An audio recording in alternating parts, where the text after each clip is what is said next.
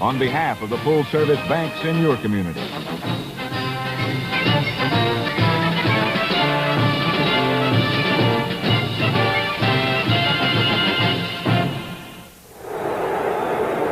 The pride of Pittsburgh, magnificent Three Rivers Stadium, home of the Pittsburgh Steelers, who today are hosting the Minnesota Vikings in a game that each team thinks it must win. Good afternoon, everyone. I'm Jack Drees. With me is George Connor.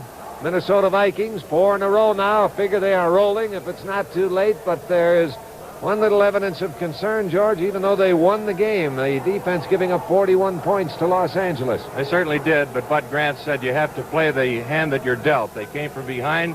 Parkington threw for 4, and they got their offense going.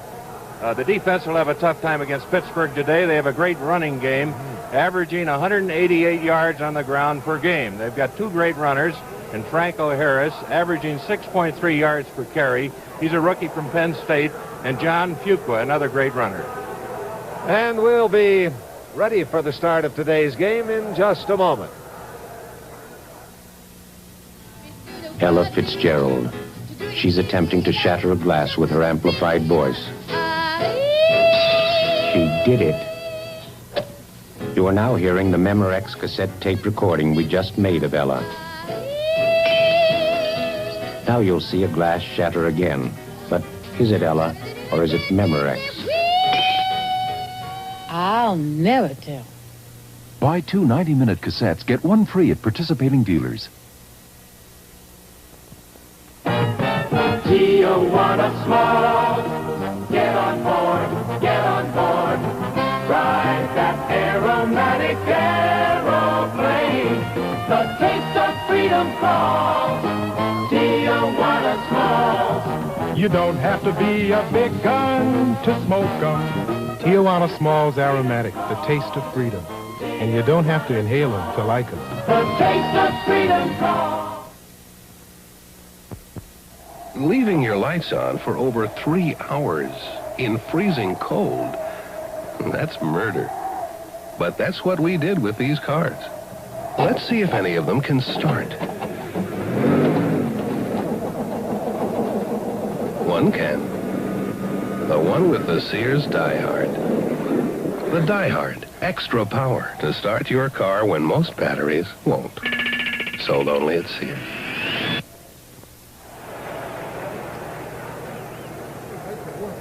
Now the introduction of the players has been concluded. The band is formed on the field. This is the Ambridge High School band for the national anthem. We'll have the reenactment of the toss of the coin as the co-captains from either team head out on the field. The toss was won by the Minnesota Vikings, so they will get their first crack at putting the ball on offense. Toss officially completed a half hour before kickoff. Minnesota Vikings will be starting Ed Marinaro, their fine rookie from Cornell, and Oscar Reed at running backs, a pair that does not shape up as strongly in the attack department on the ground as does the awesome duo of the Pittsburgh Steelers. But now our national anthem.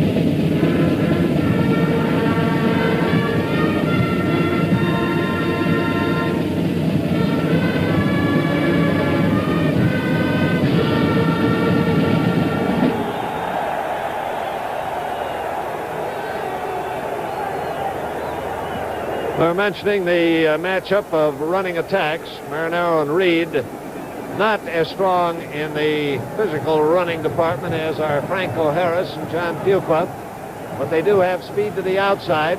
The balance swings in the other direction when you compare Terry Bradshaw with the veteran Fran Tarkenton. Terry Bradshaw coming on fast. Both these quarterbacks have the ability, which is often displayed, to do some running. And the first test, of course, will be the Minnesota offense against the Pittsburgh defense. Jack, I would like to point out that this is tartan turf they're playing on, and Pittsburgh has not lost a game here this year. They're 5-0 at home. And I think a home field advantage is really something here today in this big game.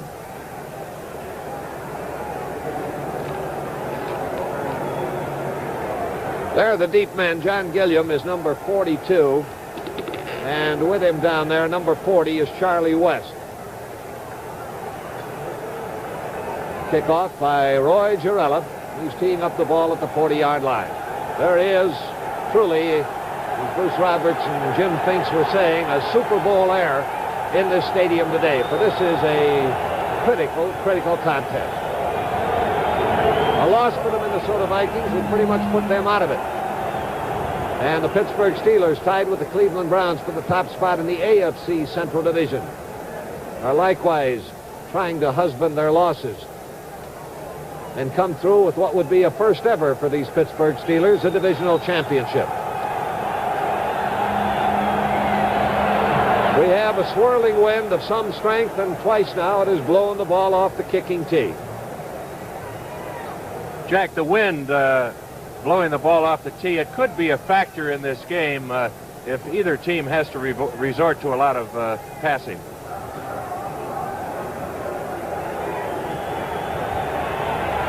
Now let's see if the ball will stay up long enough for Girella to kick it. He does. Gilliam about 2 yards deep in the end zone. Here he comes out to the 10, the 15, still on his feet at the 20 and breaks loose. Out to the 40, one man, Girella, the kicker, bounces him out of bounds at the 46-yard line, and John Gilliam has given them great field position. There was a missed tackle there. Larry Brown, number 87. You'll see it coming up. It's a good move by Gilliam. There's the missed tackle right there. Gilliam with good speed. It's a fine return back to the 45-yard line. Ball at the 45, first and 10 for Minnesota. Ed Marinaro, Oscar Reed, the running backs. And the ball is given to Oscar Reed. He is dropped by L.C. Greenwood, the left end, number 68. That was Jack Ham, the left side linebacker, who popped through there and forced him into a sudden change of direction and took away some of his speed. So it's a yard pickup. It's at the 46. It'll be second down and 9.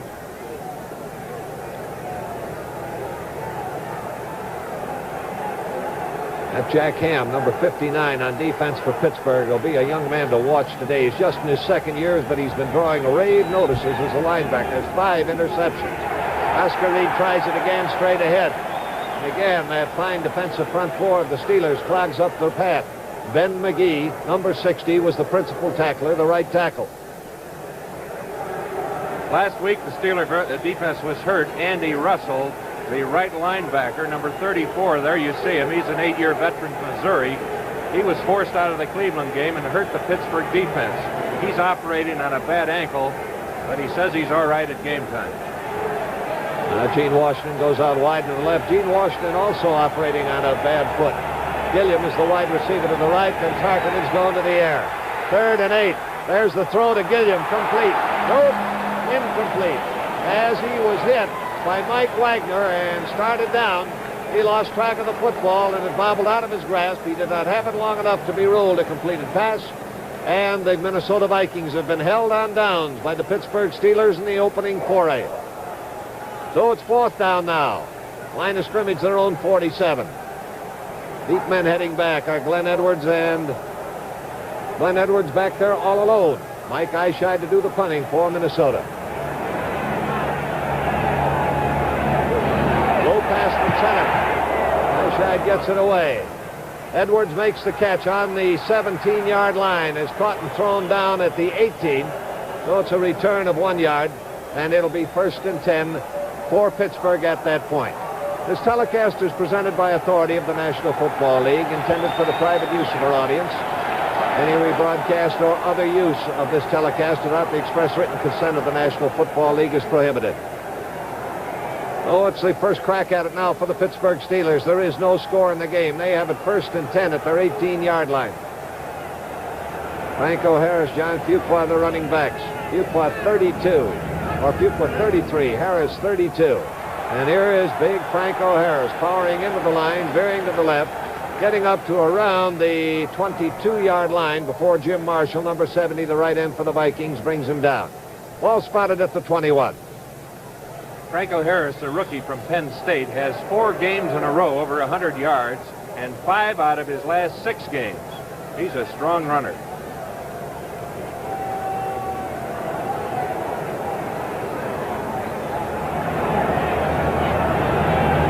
Second down, about 7 yards to go. Terry Bradshaw, quarterback. Fuqua drops the ball, and the Minnesota Vikings have got it. Fumble recovery by Carl Eller, number 81. Here it is again. He didn't get the ball. He doesn't have control of it. There you see it slip away from Fuqua. There's Carl Eller, 81. Gets down to the bottom of that pile and makes the recovery for the Minnesota Vikings. So the Minnesota Vikings get the first big break of the game. A costly turnover by the Pittsburgh Steelers has given Minnesota the ball just 20 yards away.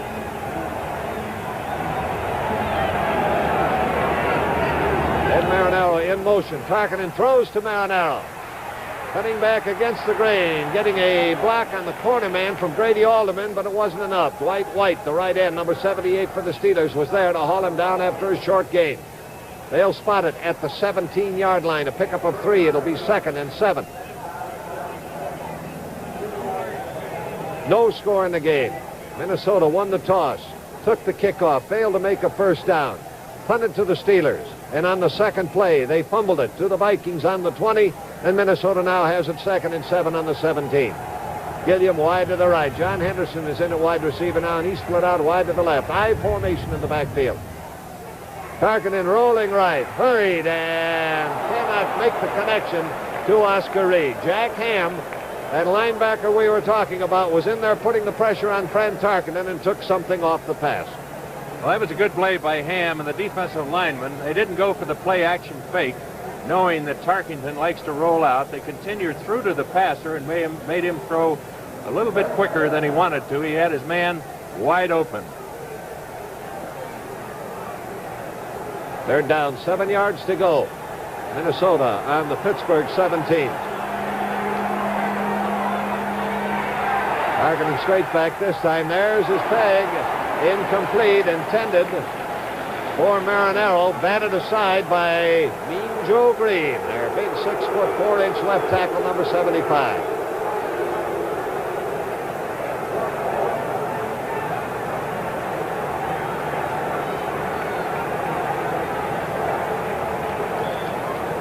There is the magnificent Allegheny Club, one of the social centers of this stadium, for those who like to watch their football in comfort and style. Now a field goal attempt by Fred Cox from 24 yards away. He's got it in there, and Minnesota has gone first blood. The Vikings are in the lead 3-0 over the Pittsburgh Steelers, and we'll be back with Minnesota's kickoff in just a moment. You parents ought to know something. Football's not just for us fathers anymore. That's right. Now the whole family's enjoying NFL action player stamps from Sunoco. Great to collect and trade. You get 9 stamps free every time you stop at a participating Sunoco station. While you're there, buy a Stamp Saver album. Regular edition, 89 cents. Deluxe, $2.49. Get NFL action player stamps free at Sunoco. Us kids love them. I'm Jim Mooney, and this is my wife, Joyce. We live in Bangor, Maine, where it gets awful cold. Joyce is a waitress. Sometimes she works late, and when she gets to her car, I want to be sure it starts. So we use dry Sunoco gasoline. Sunoco, especially in very cold weather, makes a big difference as far as starting the car and the whole operation of it. Fill up with dry Sunoco gasoline. All winter long, your car starts like it's summertime. Dry Sunoco gasoline. Now Minnesota to kick off. Fred Cox has the ball up on the 40. Number 35 is Steve Davis. Number 26 is Preston Pearson. They are the deep men for the Pittsburgh Steelers. And Fred Cox gives the ball a low squibbing kick that's moving over near the sidelines, makes it out of bounds. Minnesota will have to kick off again, accepting a 5-yard penalty.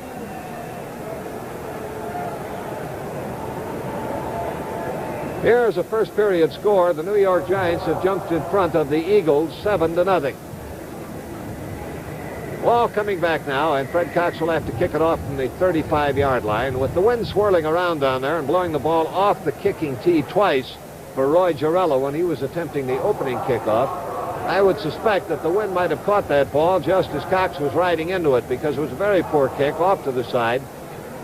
It may have been blown out just as he was about ready to tee it up. Well, although Cox likes to squib those kicks and get them rolling, and this prevents a long return.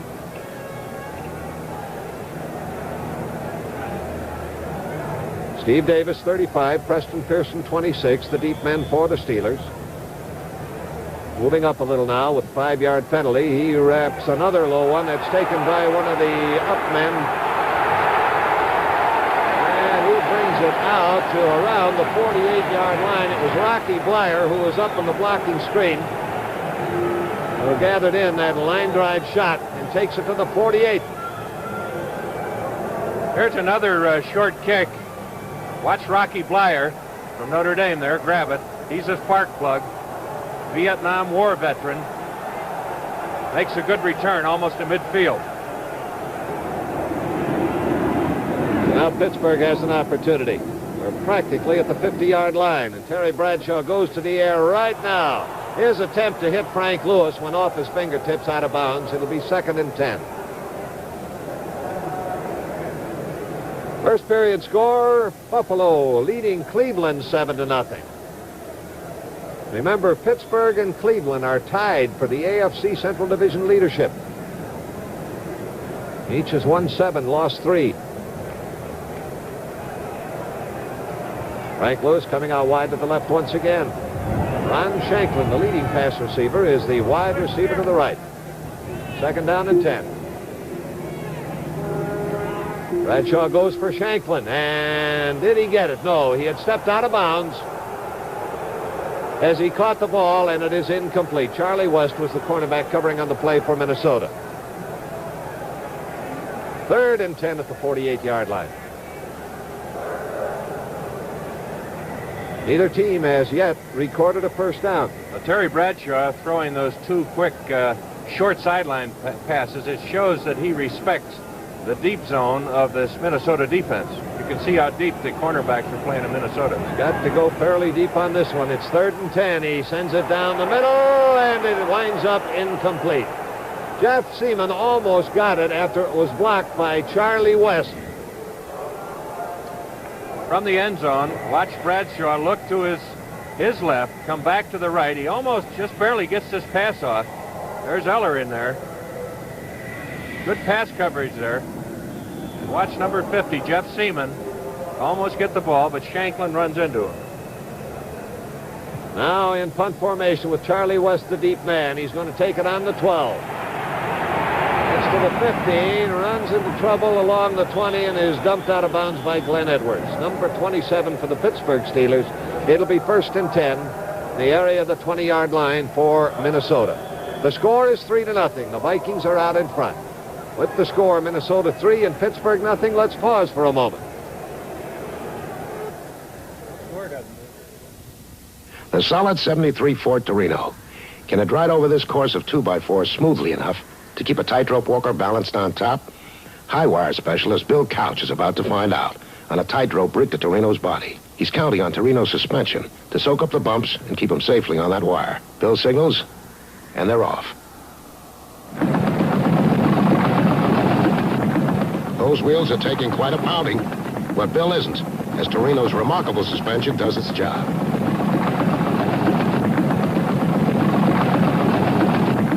The 1973 Ford Torino, The solid midsize that gives you confidence on the road. Incredibly smooth riding. Stable, strong, and quiet. Because it's a Ford. The new 1973 Ford Torino at your Ford dealers now. Ford Torino, the solid midsize.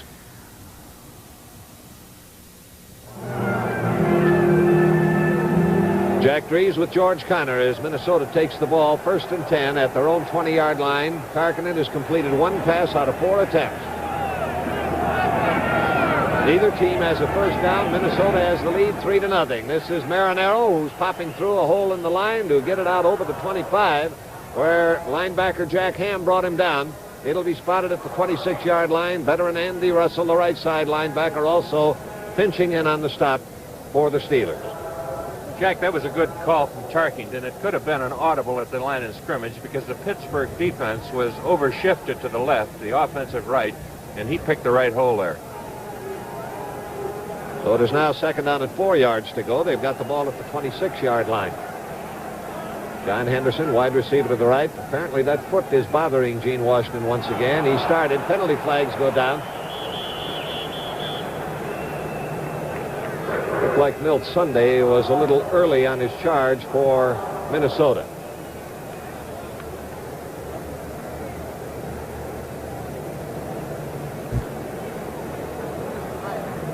Andy Russell, defensive captain, linebacker, number 34, discussing the options with referee Fred Swearingen. And the option he takes is to accept the penalty. We'll put the ball back at the 21-yard line. It'll still be 2nd down, but it'll be 2nd down now with 9 yards to go. Illegal motion charged against the Minnesota Vikings.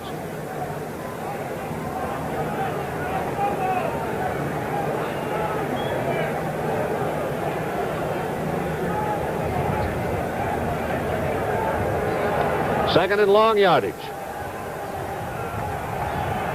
Anderson wide to the right. Williams come over to the right side as well, and now they send Oscar Reed in motion to the right. Everybody's over there. The throw is to Reed on the line of scrimmage. Picked up about a yard on the play. Mike Wagner, the safety man, was right there. Pass completed at the 21. He was grounded at the 22. It's 3rd and 8.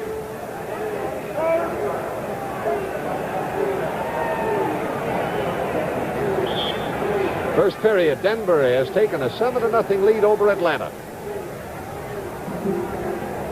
Jack, that was a safety valve pass. The deep men were covered very, very well, and Fran just got rid of it in time. 3rd and long. Tarkinen back, has time, throws out here to Marinero. He's at the 26. The ball is fumbled, picked up downfield by Gilliam, and he makes it across the 50. Minnesota has the ball on the Pittsburgh 46. Now look at that again. Watch Tarkington roll to his left. Throw back to his right. There it is to Marinero. Watch him get hit here. He gets hit hard, and that ball rolls upfield, but Gilliam, very alert, rolled right into his hands, picked it up, made a nice gain out of it. So it'll be 1st down for the Minnesota Vikings. They've got it now 47 yards away. Tarkinen looking long, in trouble, finally has to unload the ball to Marinero. He was hunting for John Henderson deep. Ben McGee, the right tackle, number 60, was in there hurrying the effort of Tarkington, and he hit Marinero for another 1st down that puts the ball at the Pittsburgh 34-yard line. These are the first downs recorded in the game, and we've had 2 of them in a row. First period score, the Giants have jumped out in front of Philadelphia now by a 14-0 margin. Here the score is 3-0, and the Vikings are in front.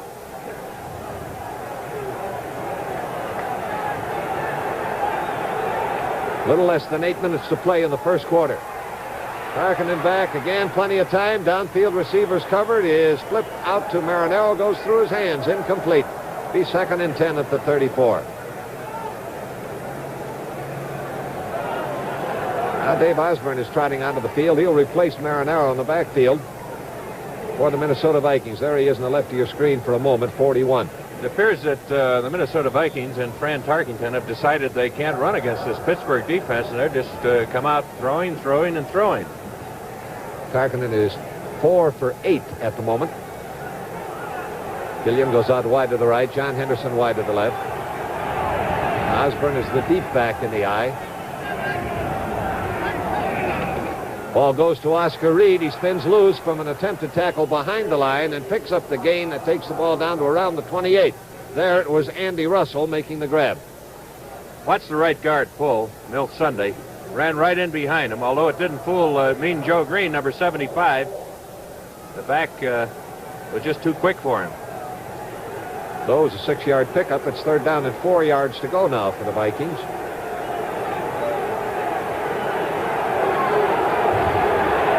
William wide right, Henderson wide left. Running backs are split out.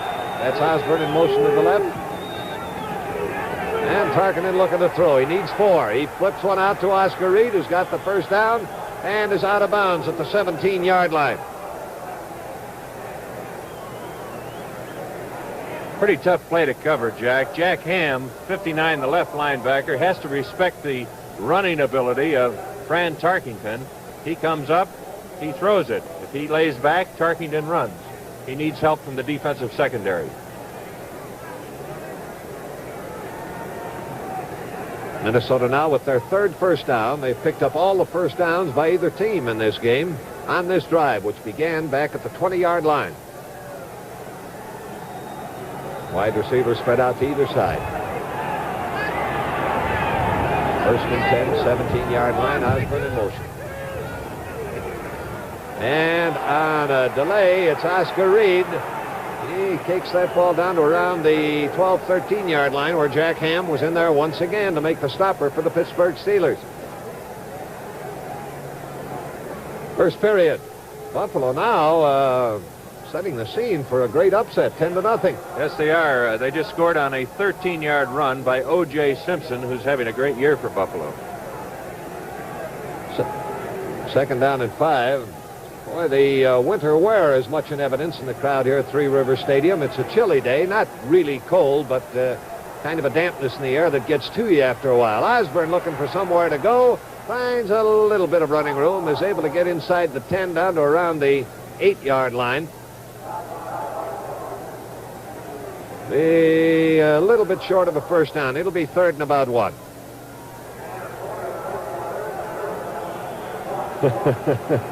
And the banners are much in evidence, and the Vikings hiking. A poet in the crowd. 3-0 Minnesota. They've been hiking pretty good on this drive. Started back on their own 20-yard line. They've got it 3rd and 1 now.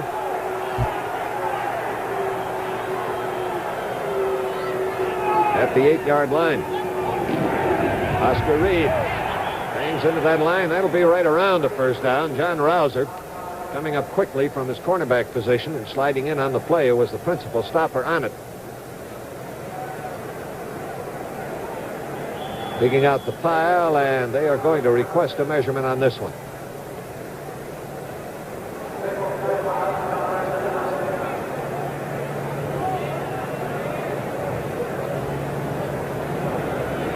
Chains are being brought in. We've got a good look at it. And there it is, about a foot to go. Oh, it's 4th down, about a foot. They look over to the sideline to see what Bud Grant wants to do, and it looks like they're going to go. Bill Brown is coming in to replace Oscar Reed. Now they're toughening up the forward line. Ernie Holmes a tackle, Craig Hanneman an end. Jack Ham and Andy Russell, linebackers, are coming out. Bill Brown's got good size. He's a good blocker. He could be used as a blocker, or he gets that extra yardage. He usually goes over the top. There he is, number 30, 34-year-old Bill Brown. Leading 3-0. They're going to take the shot. Brown bangs into the line. Is caught along the line and thrown back. They were ready for Mr. Brown.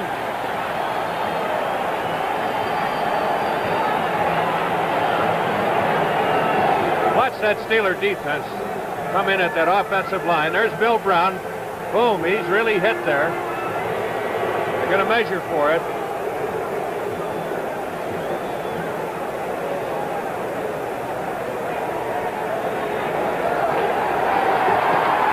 Steelers have stopped it. Pittsburgh stops a 4th down, 1-foot try by the Minnesota Vikings. Now, this wasn't all that big a gamble for Minnesota because by giving up the ball there, they are in the same breath putting the Steelers in very poor field position. And with the score, Minnesota 3 and Pittsburgh nothing, let's pause for a moment. My name is Betty Sims. You know, it's funny, most people run from winter. It's not always fun driving in the winter, but it's something I have to do. I sell ski fashions in the Rocky Mountain states, and I have to travel throughout Colorado, Wyoming, Utah, and New Mexico, all alone, except with my dog, Tracy. She's pretty good company, and I have to travel a lot of times when there's great powder on the slopes, but that means plenty of snow on the road. I've been in plenty of situations where I've had to stop, and also when I've had to get going. A girl can't always just get out and push. Firestone found out about how much driving I do in the winter, and put 4 town and countries on for me to test. The Firestone all-position town and country, with 3 separate tread sections and room for 112 ice-gripping studs. They're designed for the front wheels, too, and available for most imported cars. At your Firestone dealer or store, the people tire for winter. They say almost nothing will stop them, and you know they're right. Now, I mentioned that in failing the 4th down try, they gave the Steelers bad field position, but you must remember they've got the runners to improve it in Fuqua and Franco Harris. Franco Harris gets the call. He's got running room to the outside, and he has that ball up to a point just short of the 15-yard line where Alan Page ushered him out of bounds. Franco Harris, 6'2", 230. Watch the power this man has. To see Alan Page, 88, come over there. Good block. Gets by the linebacker, and watch him carry Alan Page. Not many backs in the National Football League can do that, Jack. Now the ball is at the 13-yard line. 2nd down and about 4 yards to go with a 6-yard pickup on that one. Barry Bradshaw looking over that defense, gives it this time to Fuqua, and Fuqua punching in the line is able to get that one out to pretty close to a 1st down. Jeff Seaman, the fine rookie middle linebacker, coming in to make the stop for Minnesota. And they're going to have to measure to see whether or not this was made. 1st quarter, the Packers have moved in front of Washington 3-0. They did it on a field goal by Chester Markall, and that field goal was 52 yards. Pittsburgh has a 1st down.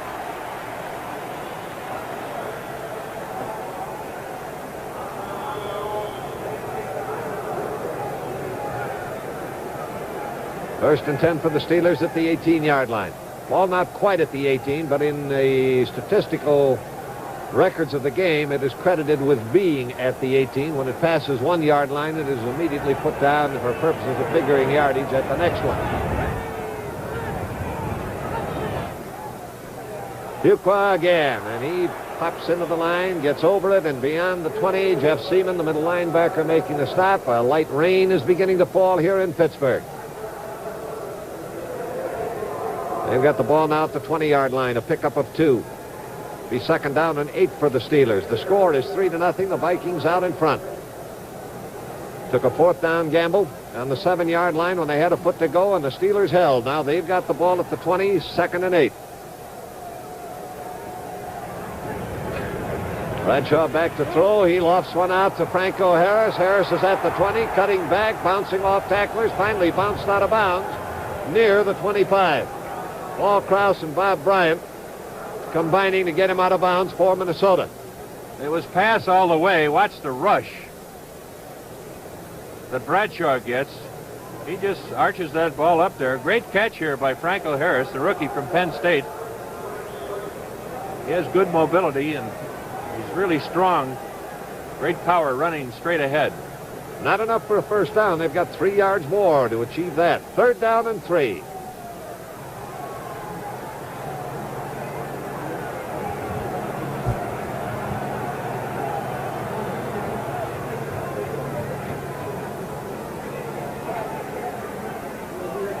Franco Harris trying for it, but he's clogged up along the line. Jeff Seaman was in there fighting off a blocker. Clogged up the play. Short of a first down. Pittsburgh will have to kick it. From the end zone, watch Gary Larson, number 77. He gets in there, trips up the interference.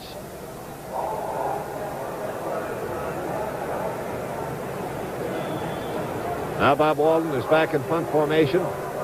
Charlie West is going back. And a low but distant punt will give him an opportunity to run it back. He's back to the 20 and is caught short of the 25. Snowed under as he gets to the 24-yard line. A flag is down. I believe it will be a clipping call against the Vikings. Preliminary signal, clipping against Minnesota.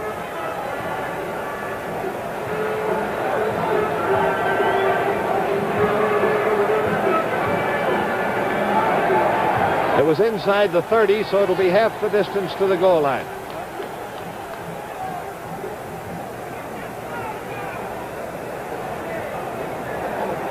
Carl Gersbach was guilty of the clipping, and it'll put the ball back at the 11.5-yard line.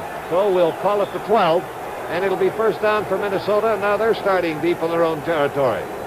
They have a score on the board, a field goal by Fred Cox, and it's 3-0 in favor of the Vikings.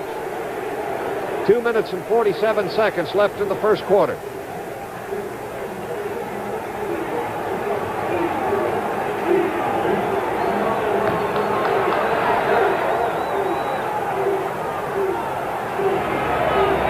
Brown and Dave Osborne are the running backs, and it's Brown.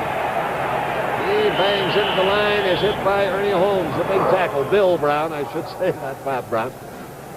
But his forward progress is stopped at the 17-yard line. So it's a pickup of 5. It'll be 2nd and 5 at the 17.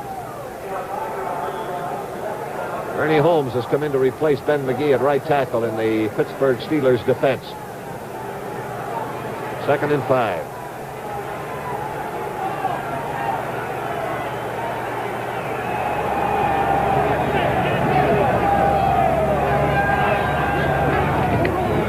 Gives to Bill Brown again. He is slowed initially by Henry Davis. The ball is loose.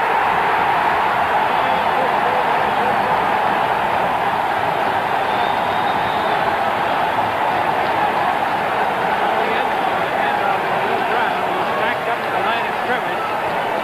There goes the ball. Kicked away. There's number 49. Ralph Anderson recovers for the Steelers. Now the Steelers get a break in the game. They've got the ball on the 12-yard line. They are trailing 3-0. Little less than 2 minutes to play in the first quarter.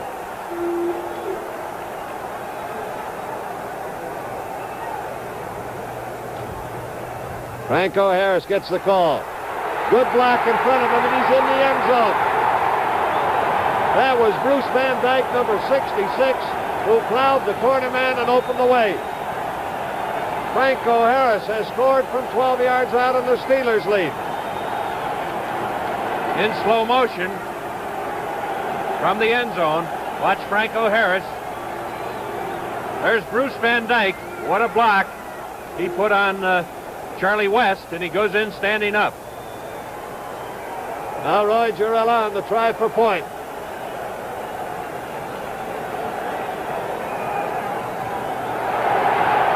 That kick is good, and the Steelers have taken the lead with a little better than a minute and a half remaining in this first quarter. Well, while we have a moment, Gunsmoke has a real thriller for you tomorrow night.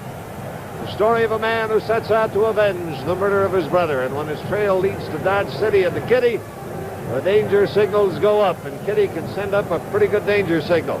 Comes a matter for Matt Dillon, so don't miss the excitement on Gunsmoke tomorrow night at 8/7 Central Time.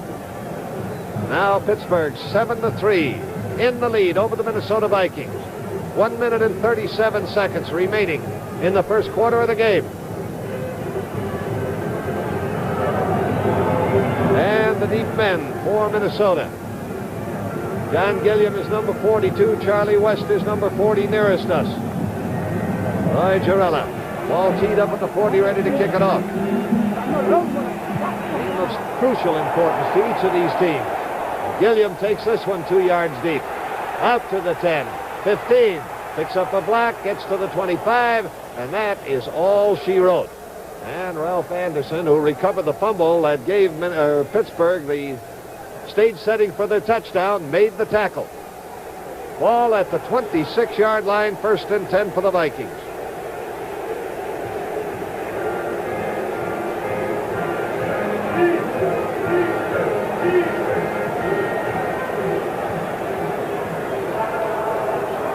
Van Tarkenen was a long time in the huddle. Now he's broken it. Here they come.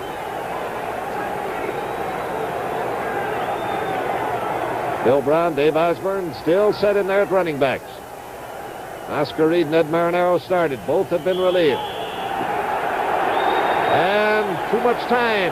That long strategy session in the huddle didn't leave enough time to make any kind of a count. And 5 yards is marked off for delay of game. The Steelers are throwing an unbalanced defense. They're over-shifting to their defensive left. And they have Mean Joe Green right on the head of the center, Mick Tinkelhoff. They have their linebacker on the weak side to the outside, and they're just playing strength against strength.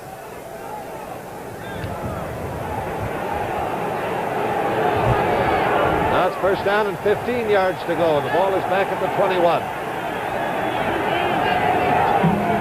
Bill Brown takes the handoff. His power thrust into the line, can't make much. Caught and thrown back. Got up as far as perhaps the 24. Watch Mike Wagner, number 23, come up from the safety position. There's your linebacker, 53.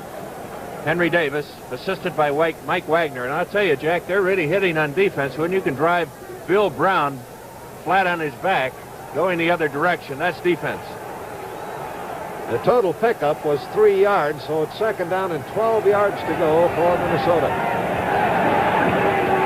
Now Osborne caught behind the line. Joe Green was in there and really blew that play out.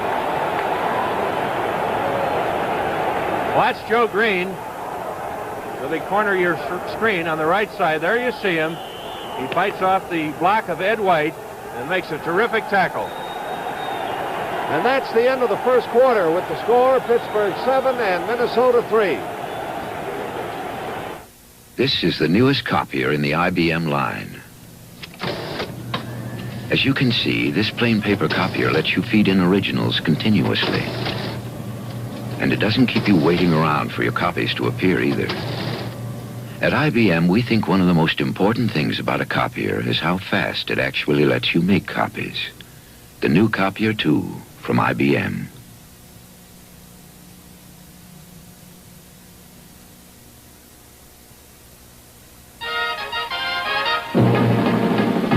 A crop duster's gotta be tough. His equipment's gotta be tough, too.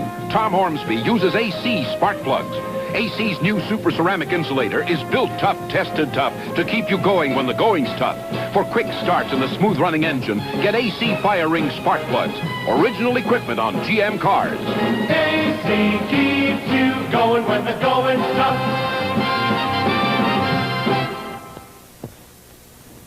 I'm Ron Johnson of the New York Giants. My job is running the football, and this man here, Jim Thorpe, was the first great star of pro football when he played for the Canton Bulldogs more than 50 years ago. There's been a lot of good running backs since Jim Thorpe, and his statue is just the beginning when you visit the Pro Football Hall of Fame in Canton, Ohio. There's something for everyone. Why don't you stop in and see? It's open daily throughout the year.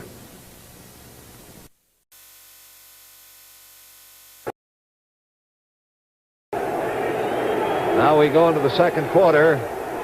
The middle linebacker, Henry Davis, has been taken out, and a 5th defensive back, Glenn Edwards, has been put in on a 3rd down, 12 yards to go situation. And long down the middle, John Henderson can't get to it. Penalty flag is down, and it might be an interference call in another area of the field against John Gilliam. John Rouser, the cornerback, was entangled with Gilliam, and it looks like Pittsburgh is going to be nailed with a pass interference call. Not the passing target, but another receiver. And it'll give Minnesota a 1st down on the Pittsburgh 45.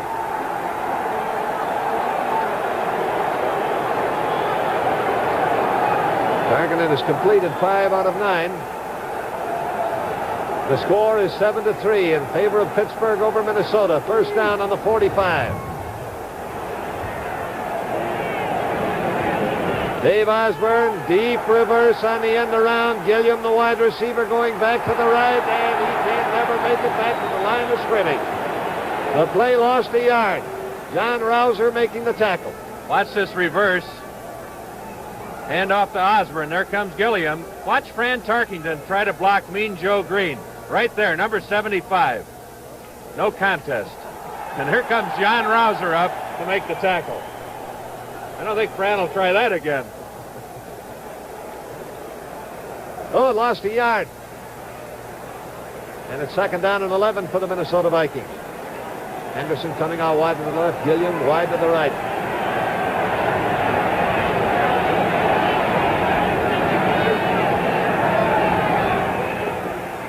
Osborne trying a quick thrust is tripped up by Joe Green, who had gotten into the backfield. Fell forward across the line and gets it out to the 46-yard line, where it'll be 3rd and 9. He's playing head-to-head with Ed White, who's supposed to be the offensive guard for the Vikings. He's supposed to be one of the strongest men in the league. But I'll tell you, Joe Green has given him all he wants this afternoon. Ed Marinaro has been brought back into the running backfield now for the Minnesota Vikings, coming in there, obviously, as yet another pass receiver replacing Osborne. Tarkinen chased by Green. Penalty flag goes down. Looks like it'll be a holding call against Minnesota. His throw to Brown. Not good. Another penalty flag goes down. And it is holding against the Minnesota Vikings. May have been an ineligible receiver downfield on the other call.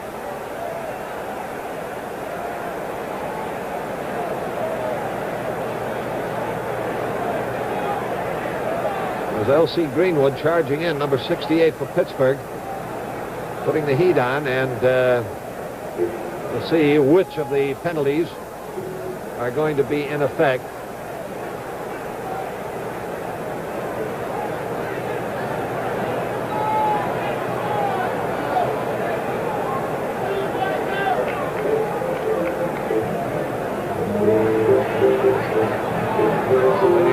Signs from referee Fred Swarns, and the ball is brought back to the 41.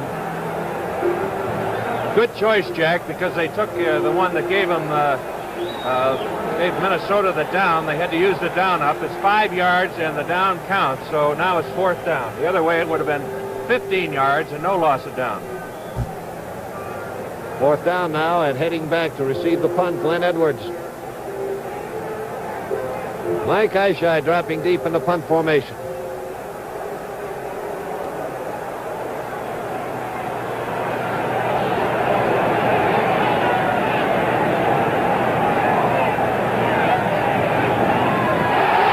The pass, going to have to run it, and kicks on the run. He loops a little ball that's taking a Minnesota roll and getting down to the 21-yard line.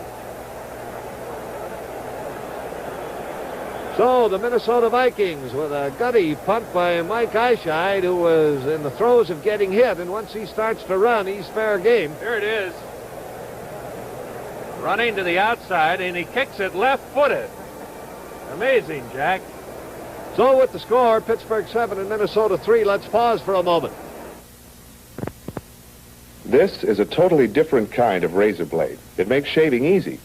Now, I wouldn't dare do this with an ordinary blade, but Wilkinson has reinvented the razor blade, the bonded blade, bonded permanently at the precise shaving angle and exposure. But don't do it this way. Use the handle that comes with it. It's even easier. Safer, too. The Wilkinson Bonded Shaving System. It makes shaving easy.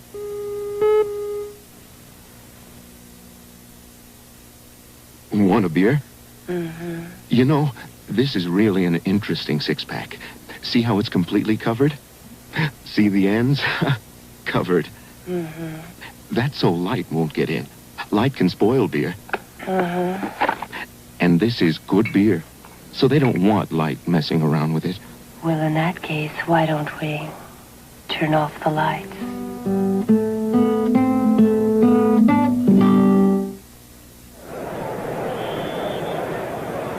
right, the Steelers take the ball now. They got it first down, their own 21-yard line.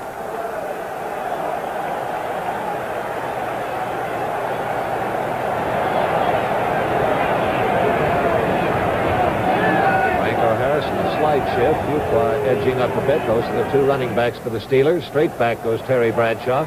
Has good protection, going long, and the play is broken up by Jeff Wright when Bob Bryant was waiting to intercept. The target was Frank Lewis, and Bryant had it in his hands, he thought. Good protection here. You're looking right, looks the defense off. And Bobby Bryant is all set. Watch, to make that interception. Jeff Wright doesn't know he's behind him, and he knocks the ball down. And, of course, in all fairness, they can't be looking around to see if someone is there to intercept. Well, it was a good play by Jeff Wright, but a bad break for Minnesota. Second quarter, Washington 7-3 over Green Bay. They're taking the lead on a 2-yard run by Larry Brown. Second down, 10 yards to go now for the Steelers. Bradshaw back, throws to the outside. Lewis has it. He is caught over there by Bob Bryant and hauled down as he gets that ball up to the 30-yard line. It'll be a little better than a yard short of a first down.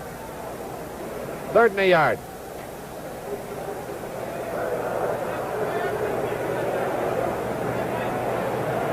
And the umbrellas are popping open now through the stands. Rain, maybe a little snow mixed with that, coming down now with fairly good intensity here at Three Rivers Stadium in Pittsburgh.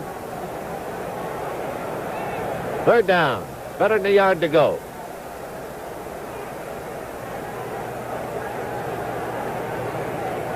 John Fuqua has the first down as he pops it out to the 32-yard line. Jeff Seaman, the middle linebacker, making the stop. Here it is. Watch the pulling guard there, number 57. Does a great job.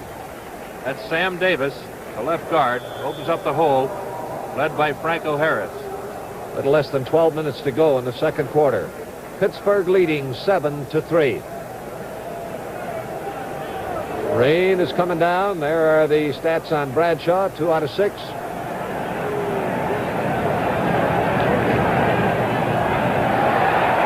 He tries to lead Franco Harris with one, but he let him a little too much. Alan Page was putting on the chase on Bradshaw. Pass incomplete. It'll be 2nd and 10 at the 32. And Carl Eller, the defensive left end, seeing pass all the way, dropped off the line and was running right with the intended receiver. Another score, second quarter. The New York Giants bombing Philadelphia. It's now 24-3. Yeah, Pete Gogolak just kicked a 25-yard field goal for New York. Frank Lewis wide to the left. Ron Shanklin is wide to the right.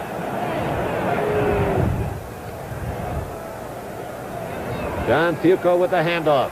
Runs into trouble as he tries it off tackle. The hitter was Jeff Seaman, the middle linebacker. Alan Page, number 88, a factor in breaking up the blocking. Well, the ball now is at the 35-yard line, where it'll be third down and 7 yards to go for Terry Bradshaw.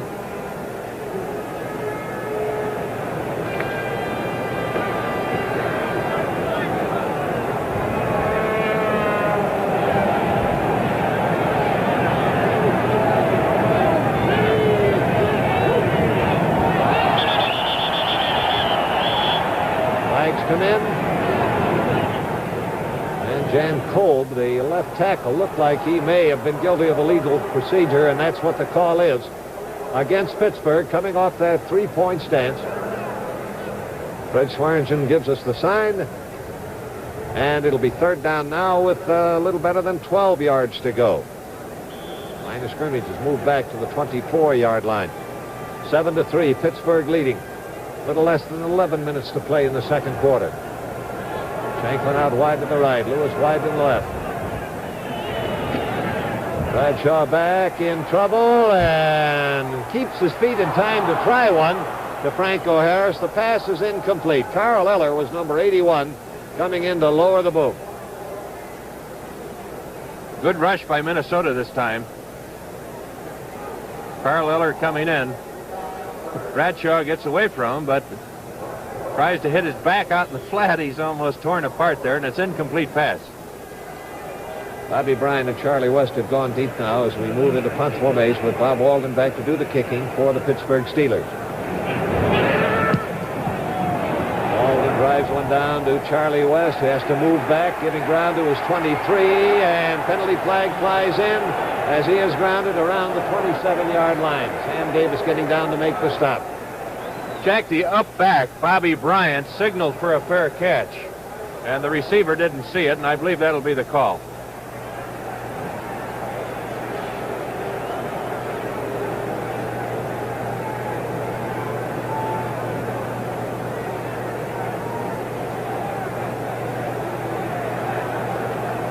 That's what it is. Yardage marked off back to the 22-yard line. The signal given is delay a game, which is assessed against the back for running with the football after a fair catch signal was given. Minnesota now at their own 22. And with the score, Pittsburgh 7 and Minnesota 3. Let's pause for a moment. Let's see, we have 12 inns in San Francisco. Which folks? Yes, sir. Reservation. Oh, and your valet service. Could they pick up a suit Welcome to our annual Western sales meeting. I have some figures here I'd like to show you. We can accomplish tomorrow what we did today. We'll be in great shape. Today, this Holiday Inn made 463 businessmen a little more efficient by making them a little more relaxed. So next time you travel on business, stay with Holiday Inn, the most accommodating people in the world.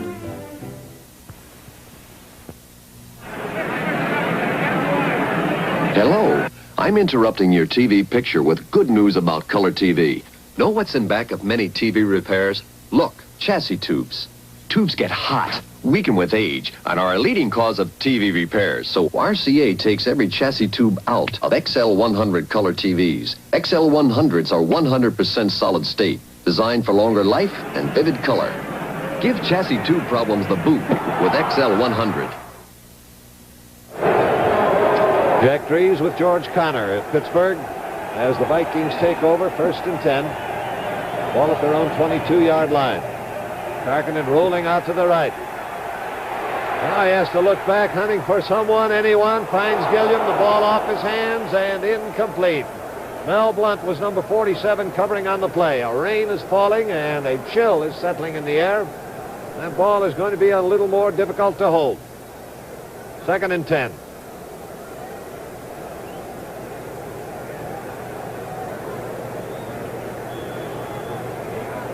We pause 5 seconds for station identification.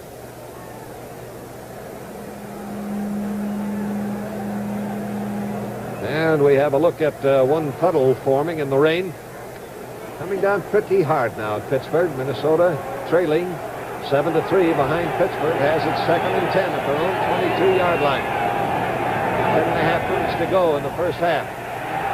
And no luck at all on that one.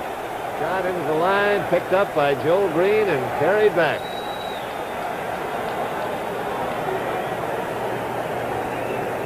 Second quarter, Washington is 7-3 over the Green Bay Packers. Jack, and we have a report that Scott Hunter's been taken out of the game. No injury reported, but Taggy, the rookie quarterback from Nebraska, is in for Scott Hunter for Green Bay.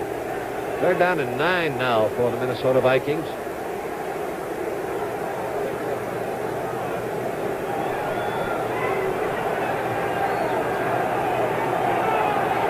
Starting backs are back in now, both Oscar Reed and Ed Marinaro.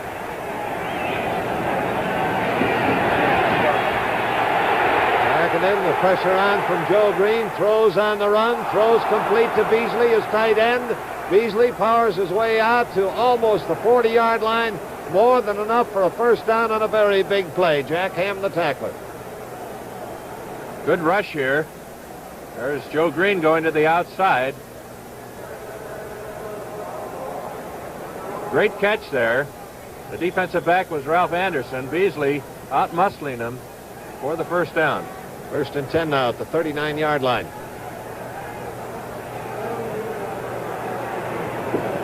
Rolling right, getting away from Joe Green. He hopes.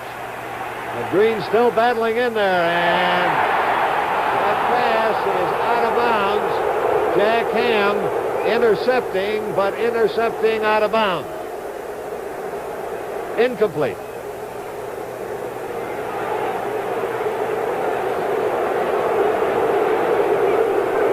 There's Joe Green chasing out to the flat.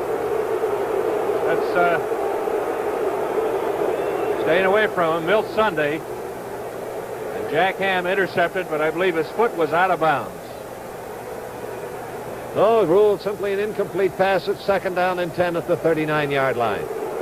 Pittsburgh 7, Minnesota 3 in this crucial game between each conference's Central Division contender. Up the middle he goes to his tight end Beasley again, and Beasley, big and strong, is whirling Ralph Anderson around. They finally blown dead at the 44-yard line. Beasley logs in at 228 pounds. He's 6'3". Looks like forward progress is going to be ruled stopped right at the 45. With the tremendous pass rush that the front four of Pittsburgh is putting on Fran Tarkington, I'm surprised, Jack, that he hasn't gone to the screen pass or the draw. He keeps rolling out and looking for the receivers. 3rd down now with 4 yards to go.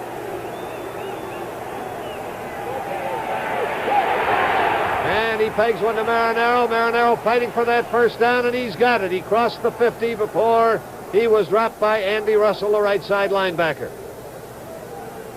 Now Minnesota has moved into Steeler territory. They have it 1st and 10 at the Pittsburgh 49.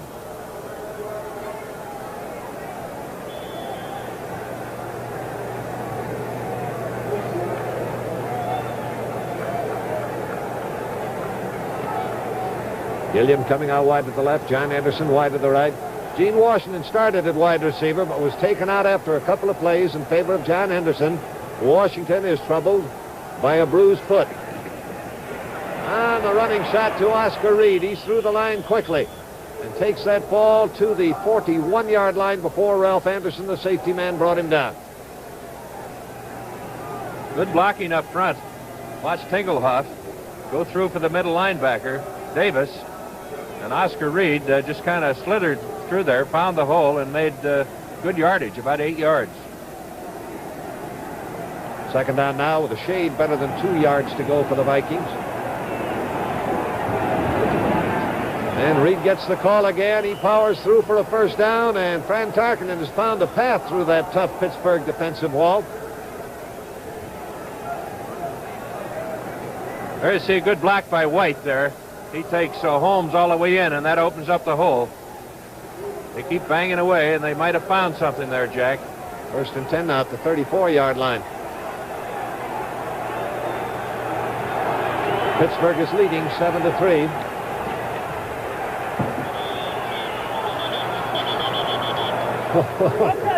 Oscar Reed wound up way back beyond the 40-yard line. Henry Davis, the middle linebacker, and Dwight White, the right end, combining on the stop, but his forward progress was stopped at the 32. Tackle the ball! 8 completions in 14 attempts for Fran Tarkington. Ball now at the 32 at 2nd down and 8 yards to go. Reed in motion, Tarkington rolling back in the other direction out to the right side. His peg is behind Marinaro, incomplete. Oh, it's going to be 3rd down and 8.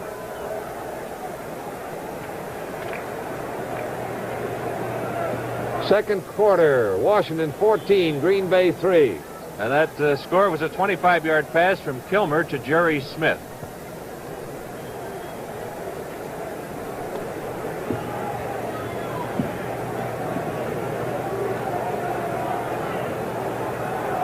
Little less than 6 minutes to play in the second quarter. 7-3, Pittsburgh out in front. 3rd and 8 facing Fran Tarkington. The ball is 32 yards away from the Pittsburgh goal line. Tarkington straight back, has the protection this time, throws to Gilliam. He has to fight to hold it. and does hold it for a completion down around the 20 for a first down. That was John Rouser, the cornerback, wrestling him for it. From the end zone, pretty good rush again. I believe the ball was tipped. Let's look and see if it was. Right there. There you saw 63 Ernie Holmes tip the ball, and it actually helped the reception.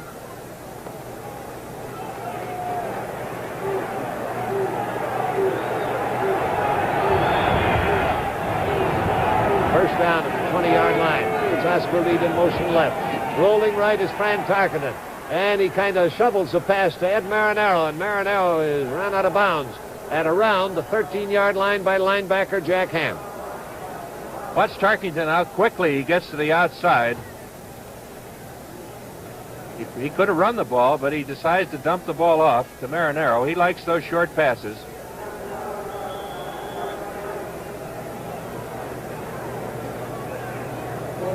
Good view of that developing action from the end zone camera.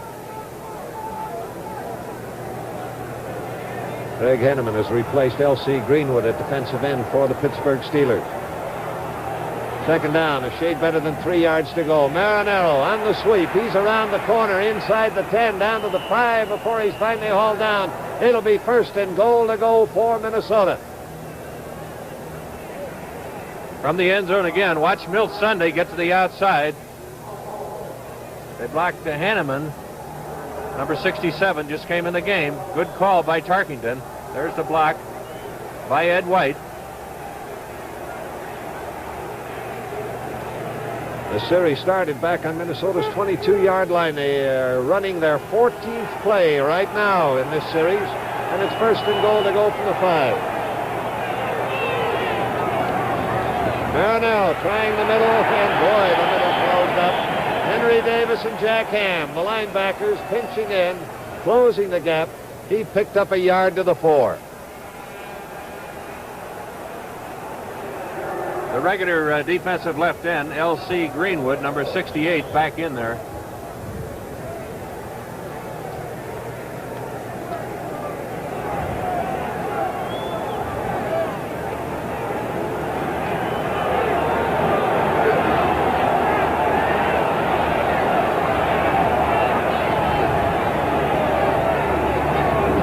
Bill Brown has come in, but it is Tarkenton rolling to the right, in trouble. Green is after him.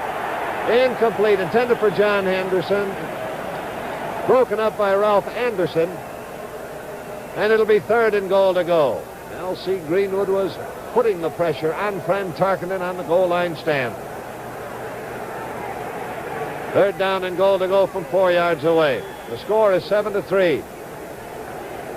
The Pittsburgh Steelers in front of the Minnesota Vikings. A little better than 3.5 minutes to play in the first half.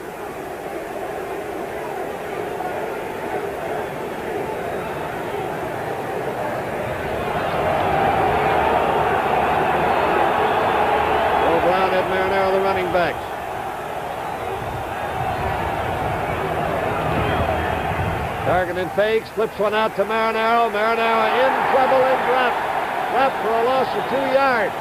And it'll be fourth and goal from the 6. From the end zone, watch the faking here. Fakes it to Brown, throws out to Marinaro, but Jack Ham, second-year linebacker, there he is, makes a great block for a tackle. He's a second-year man. Rated very highly. He's from Penn State. So the Vikings will attempt to settle for 3 points. Red Cox in to do the kicking. And it is a knock snap from center. The Steelers recover, and they will take it in the area of their 11 or 12-yard line. Here's the slow motion. Bad snap or a bad hold there by Paul Krause, 22. He can't hang on to the football. Don't see that very often, Jack. So, with the score, Pittsburgh 7 and Minnesota. This leading replacement battery has a thick rubber case. The rubber isn't power. It's dead weight. Ford builds the Motorcraft Long Life Premium battery with tough, thin polypropylene. It costs more, but you get more inside. More plates, more starting power, more reserve power. But which do you want? More case outside or 12 more pounds for power inside? Motorcraft from Ford. Helps keep you off the hook. Okay, that's quitting time. Let's go get a beer. Settle down now and gather round now. Miller time is here if you've got the time. We've got the beer, Miller beer.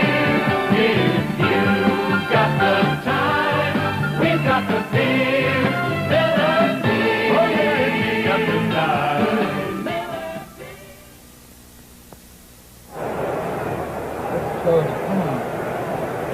Oh, the Pittsburgh Steelers take it on their own 11-yard line after a muff attempt to tee up the football for a field goal try gives the ball to the Steelers. They still lead 7-3 over Minnesota.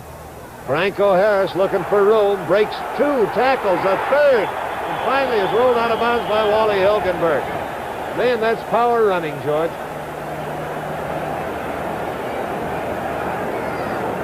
Got that ball out to around the 18-yard line. And that's why Franco Harris, a rookie from Penn State, is very high in the running for Rookie of the Year honors. Averaging 6.3 yards per carry going into today's game. And the defensive struggle that has characterized this game, he has thus far a relatively modest total of 31 yards on 5 carries, but that's just about at his average of 6.3 yards per carries, which leads the entire league on running average.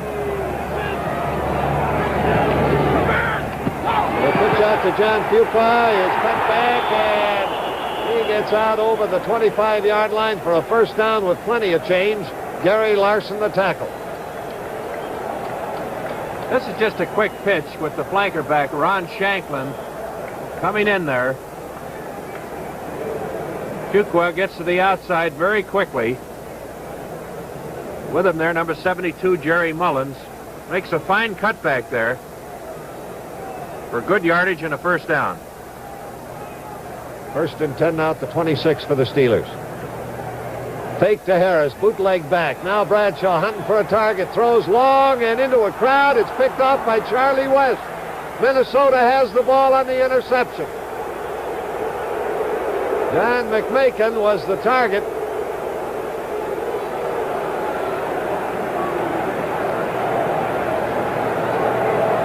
Minnesota 1st and 10 now, and they've got the ball at the 50-yard line. Good play action there. He's got all the time in the world. He's trying to hit John McMakin, and I question that throw. Look at all those white jerseys back there. Bradshaw threw into a crowd there, and West intercepted. So with the score, Pittsburgh 7 and Minnesota 3. Let's pause for a moment.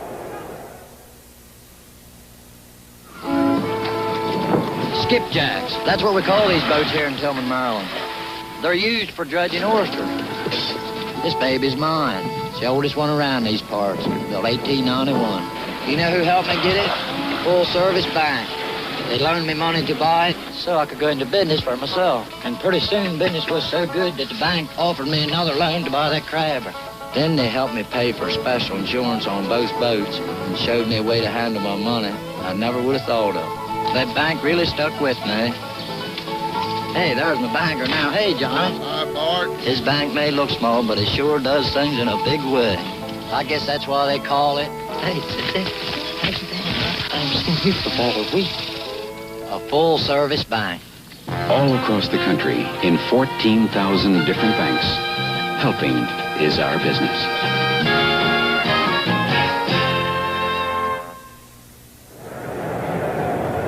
Well, the fortunes of this game are flying back and forth. Now on the Charlie West interception, Minnesota has the ball at midfield. Pittsburgh is leading 7-3.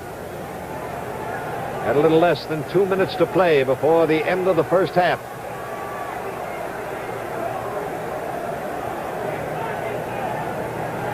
Targeting back to throw. Green after him. He flips one over the middle to Ed Marinaro. Marinaro is grounded at the 43-yard line by L.C. Greenwood. And it will be second down and about 3 yards to go for the Minnesota Vikings.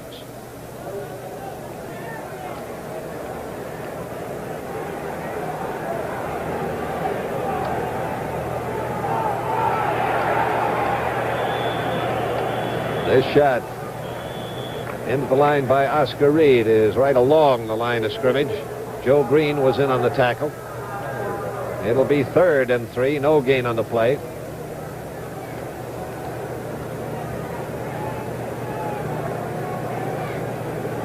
Oh, well, there's a timeout down there. It gives me a chance to say this week the new CBS Tuesday night movies features an intriguing drama of a rather eccentric young man who's bent on cleaning up a polluted river by sabotaging the chemical plant where he works. Tony Perkins, Tuesday Weld are the stars, and they pretty much twist into each other's lives in Pretty Poison. That's the CBS Tuesday night movie at 9:30, 8:30 Central Time.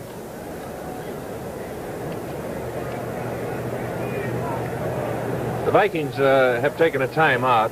They have 2 remaining. And Tarkington, Jack, we saw, as you see him over there talking to Bud Grant and Jerry Burns, we saw Tarkington take them the length of the field, the Vikings, against Denver earlier this year in 36 seconds. So he can do it, but he's faced with a 3rd and short yardage. He's got to get the first down first.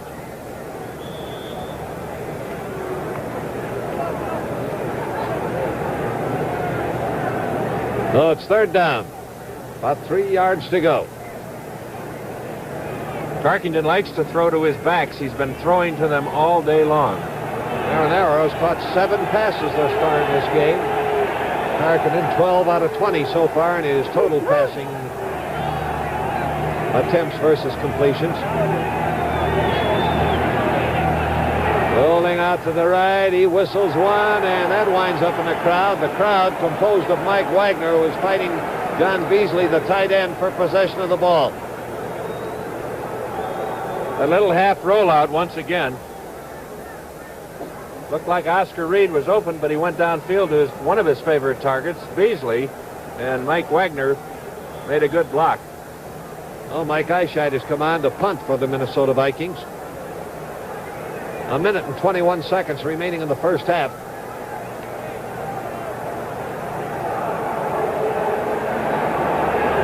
Well, we've got Mike Wagner going deep. Time is called now by Minnesota. That uses up another one. They have 1 remaining in the 121 that remains in this ball game.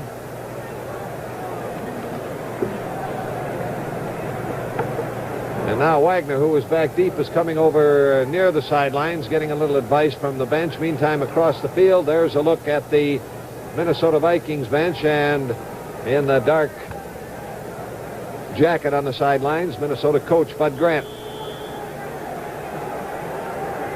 Now they've changed their mind, taken Eichheit out. That was the reason for the timeout, and a 50-yard attempt is going to be tried by Fred Cox. A 50-yard field goal attempt. No good.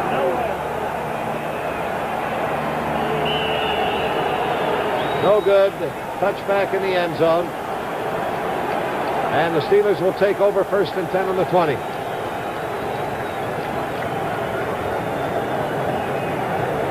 Second quarter.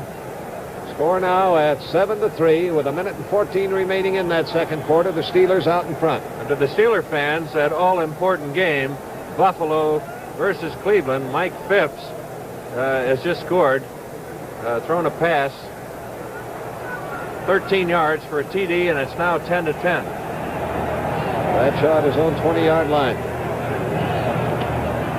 Bradshaw on a quarterback sneak surprises the Minnesota Vikings and almost gets a first down. Knocked it out there just short of the 30. Roy Winstone, the linebacker, making the tackle. You can see the wide gap in the defensive tackles.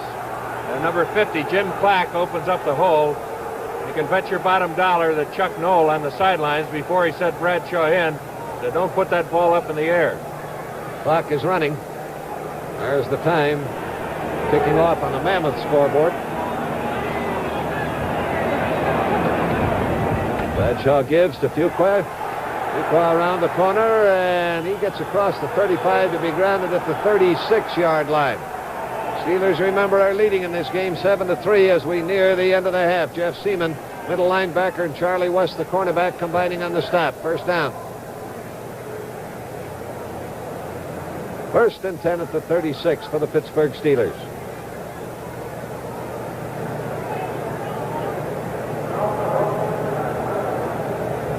Now the Steelers have used a timeout here. They have 2 remaining versus 1 for the Vikings. The 1 for the Vikings academic now as we get into close to the final half minute of this ball game. And the Steelers crowding up now along the sidelines.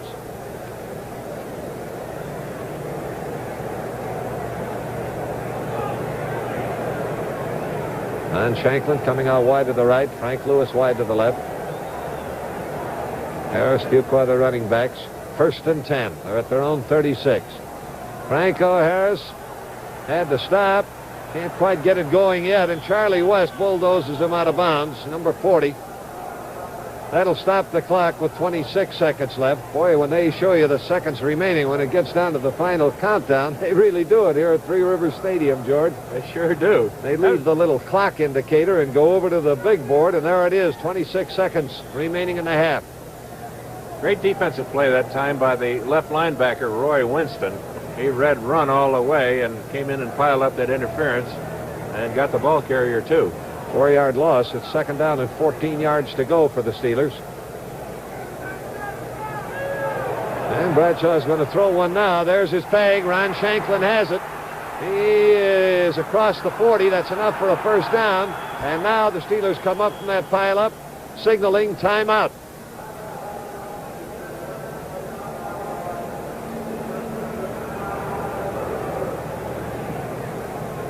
There's that pass over the middle to Shanklin. He's going for that 1st down yardage, and he has it. Well, he doesn't have it. It's 3rd down now. He got good yardage. Oh, that's right. Looking at the wrong yardstick there. It was 2nd and 14, and they moved it out now to the 41, which will make it 3rd down and about 5.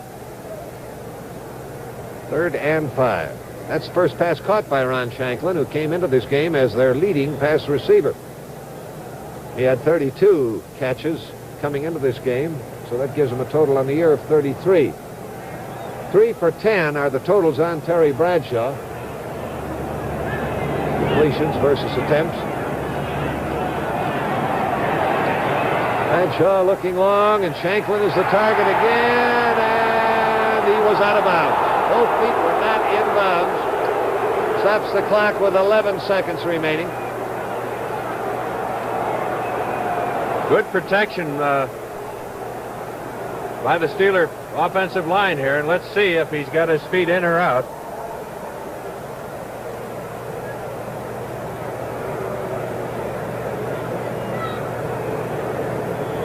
There's one foot in, and the other one was out. Once again, the officials are right, Jack. Oh, Bob Alden punting now. An attempt to block. The ball is allowed to roll by Bryant, and it's not going to make it into the end zone. First touching by the Steelers was around the 6-yard line, and now coming down there, an attempt to pick up that ball and run it by Wally Hilgenberg, which was a very smart maneuver had he gotten away from it. Once Pittsburgh touched that ball, it was technically a kicking violation, and he could pick it up and run without worrying about fumbling, but he didn't make it. Then as the argument persisted, time ran out, and the first half has come to an end. Oh, the teams head up the field now into the dressing room to figure out what they can do in the second half. That's the end of the first half with the score, Pittsburgh 7 and Minnesota 3. When you give somebody a camera, remember, the real fun isn't the camera, it's the pictures. And pictures of a good time aren't any fun until you see them.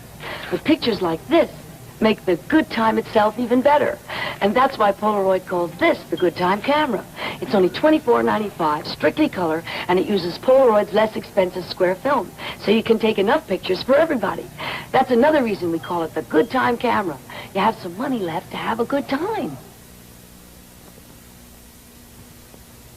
This is a main bearing job, about $200. And this is a Fram oil filter. It's about $4.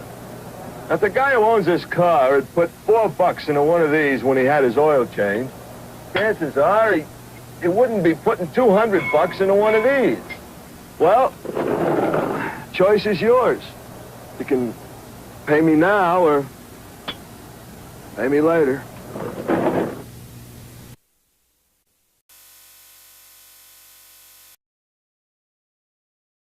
Rookie from Penn State ran 12 yards around his right end to score, and it's 7-3. Pittsburgh leading at halftime. At the end of the half, right with moments to go, the Vikings tried a field goal.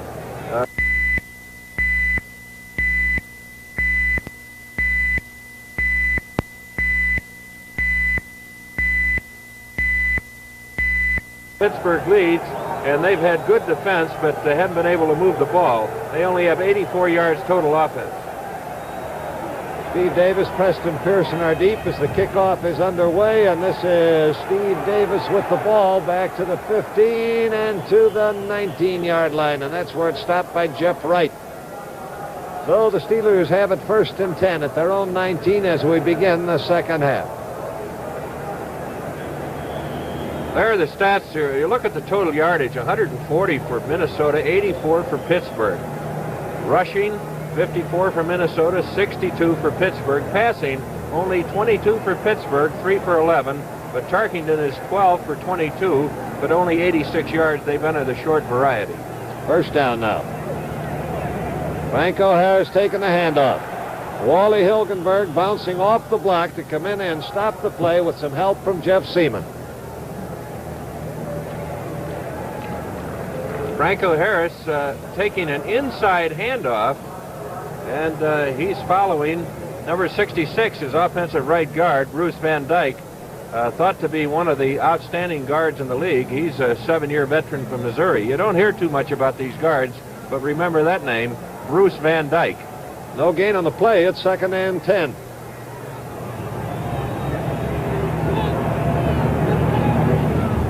Franco Harris gets the call again. This time they get the corner man out, and Harris is able to go for a gain up across the 25. Middle linebacker Jeff Seaman there on the stop for Minnesota with help from Carl Eller, the left end. Ball just across the 25-yard line.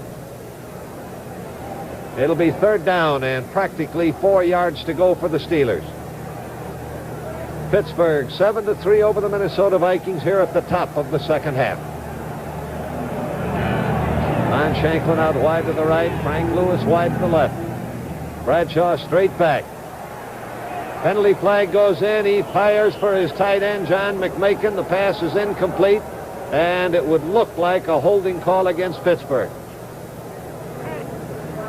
The guess would be on, yes it is, Sam Davis called for holding, the left guard for the Pittsburgh Steelers.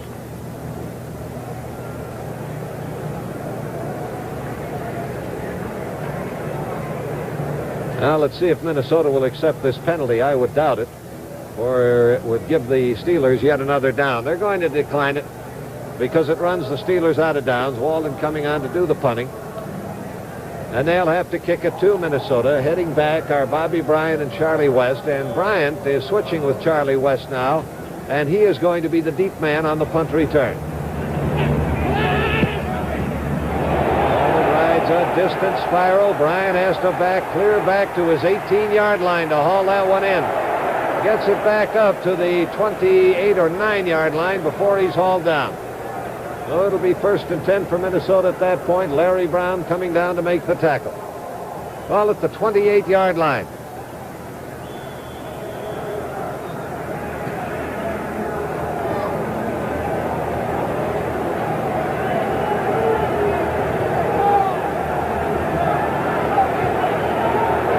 A 57-yard punt booted off by Bob Walden. Ed Marinaro in motion as the Vikings get the ball for the first time in the second half. Oscar Reed on the run. Trying to get around the bend. Penalty flag comes in. Tackle made by the ever-present Jack Ham, the linebacker.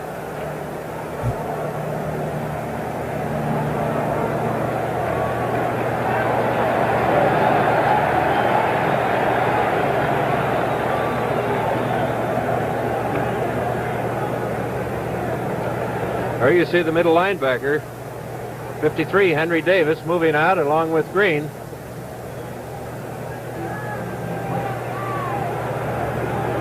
Still talking the penalty over. I believe it will be offensive holding. And that big number 87 you saw in filling your screen in the replay was the culprit. And there it is, the holding signal, and it puts the ball back at the 14-yard line. It'll still be first down, but now with 24 yards to go.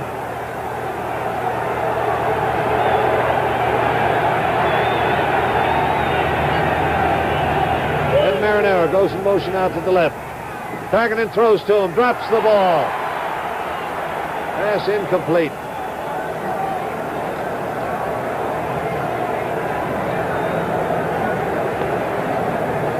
Second down, 24 yards to go for the Minnesota Vikings, back on their own 14-yard line. Second quarter, Baltimore leading the New England Patriots 7-0. And that was on a 40-yard pass, Marty Domris to Haverlack.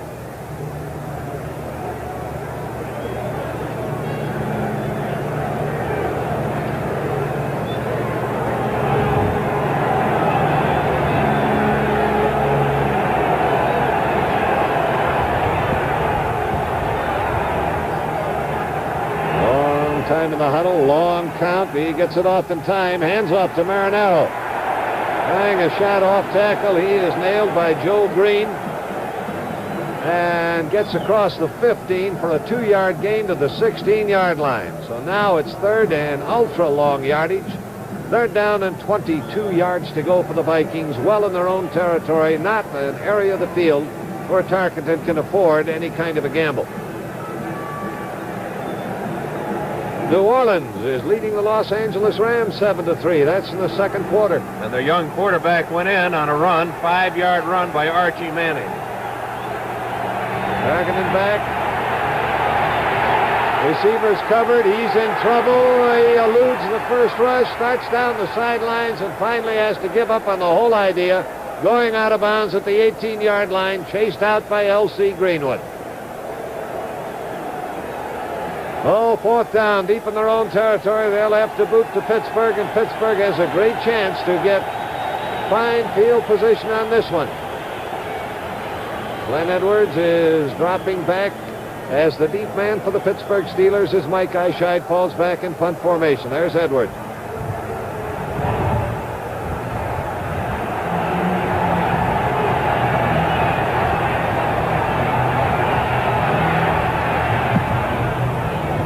Eyeshide gets a lot of leg into that one. Edwards has to give ground back to the 26. Now he returns up 30, 40, 45. Heavy going. Down he goes. Fumble. And the Vikings recover. That's in the 48-yard line in Pittsburgh territory.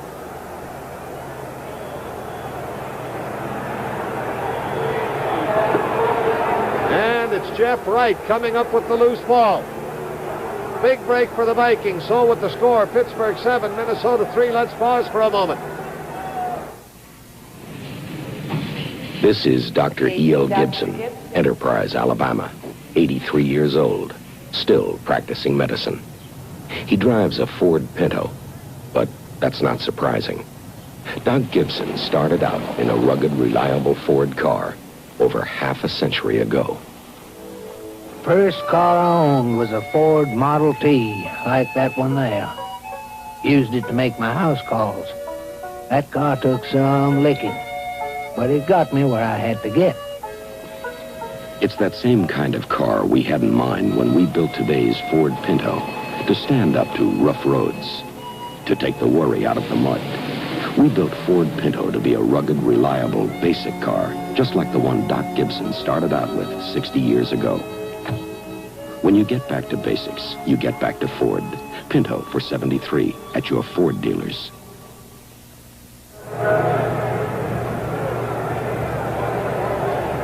Now the Vikings have the ball 48 yards away. A fumble recovery by Jeff Wright.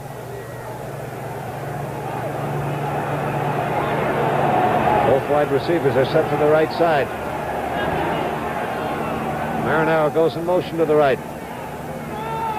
Oscar Reed on the handoff, sliding off to the left side. Can't make much, but does get down to around the 43 where Mel Blunt, the cornerback, came up to make the stop. That'll be a pickup of 5, 2nd and 5. If there's going to be a turning point in this game away from the Steelers' steady hold on the lead, it would be on that fumbled punt. For the Steelers were looking at great field position after holding the Vikings in check deep in their own territory. But now the break swings to the Vikings. They have it 2nd down and 5. Osborne has come in at running back, replacing Marinaro. And Osborne gets the handoff. He's into the middle of the line and fights his way down inside the 40, close to first down territory. Tackle made by middle linebacker Henry Davis and L.C. Greenwood, number 68, the left end. From the end zone here, Joe Green over the center. He's blocked very well on that play. He's been in there all day. There's Henry Davis. Good driving action by Osborne. Sets up a short yardage situation, 3rd and about 1. Gilliam going out wide to the right side. Tight end blocking along the line, just one wide receiver. 3rd down the yard to go. The call is to Oscar Reed. He's got the first down and then some as he fights his way down to just inside the 30-yard line before John Rouser, the cornerback, was able to bring him down. Good blocking by Milt Sunday. Watch him pull. The right guard pulling. And Oscar Reed follows him through the hole there. Big gaping hole. Good block by Ed White. Now the Vikings have it 30 yards away, 1st and 10. Cincinnati leading the Chicago Bears 7-0. Carter to Essex Johnson, 26-yard pass. Virgil Carter, former Bear. Second man through gets the ball. Osborne.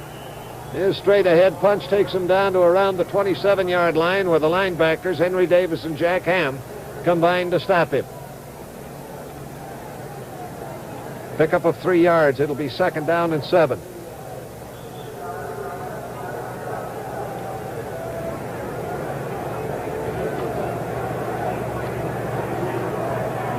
John Henderson and John Gilliam, the wide receivers, both set to the left side.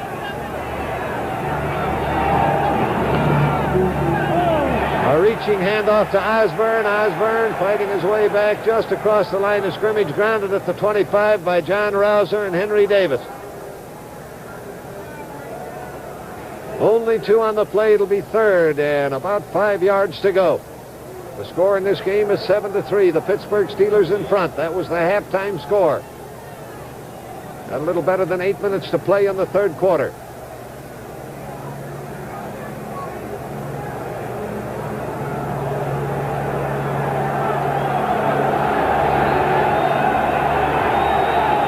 They're down. A little better than 5 to go. Oscar Reed in motion to the right. Tarkenton rolling left. And he lobs one to Osborne. Osborne has the first down, still going. He is out of bounds at the 13-yard line, shouldered out by Mel Blunt, the cornerback. That half rollout pass, here it is again. Pretty tough to cover. He sends his back out in front of him.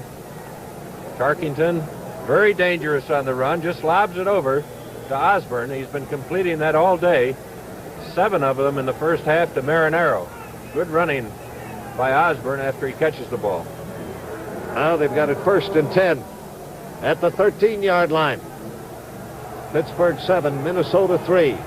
Henderson wide to the right, Gilliam wide to the left.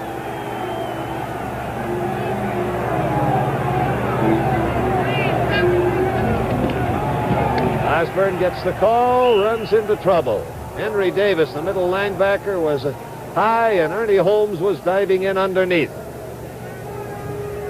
From the ground level, there's Mean Joe Green right on the head of the center, 75. Watch Henry Davis here. Been in on a lot of tackles all day. The Steeler defense has really been tough when they've had to. Ball now at the 11-yard line, a gain of 2. It's 2nd down and 8.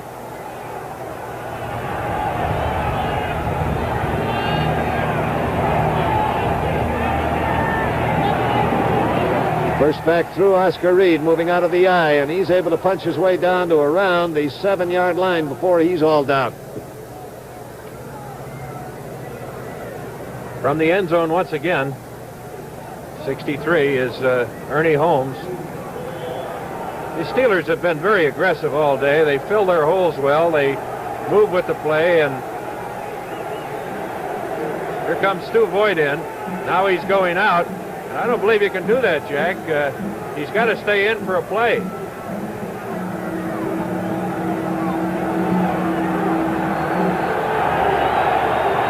right, it's third down. About 4 yards to go. Tarkenton rolling out to the right, looking into the end zone. There's his peg for Henderson. It was just deflected over there. Looked like the cornerback, John Rouser, number 48, got a finger on the ball.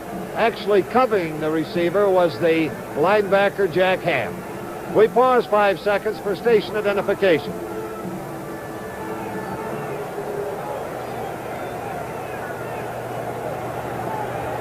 So on 4th down from the 7-yard line, field goal attempt by Fred Cox. Paul Krause holding. He'll be trying it from 14 yards away. Score at the moment is 7-3. And Krause picks the ball up, rolls out, throws into the end zone. The pass is incomplete. Penalty flag is down. That was John Ward galloping over there. Now, if he was in at a tight end, he is ordinarily a tackle. He'd been all right if he announced himself as such. But you cannot make a tackle eligible just by putting him on the end of the line. Well, just last week, the Pittsburgh Steelers scored. Jerry Mullins was in at tight end. He announced himself. Krause having trouble. There's the fake field goal. I believe that was intentional, Jack. It was a pass all the way. There you see 72. John Ward down there coming across. Can't handle the ball. And that is the call. So with the score, Pittsburgh 7 and Minnesota 3. Let's pause for a moment.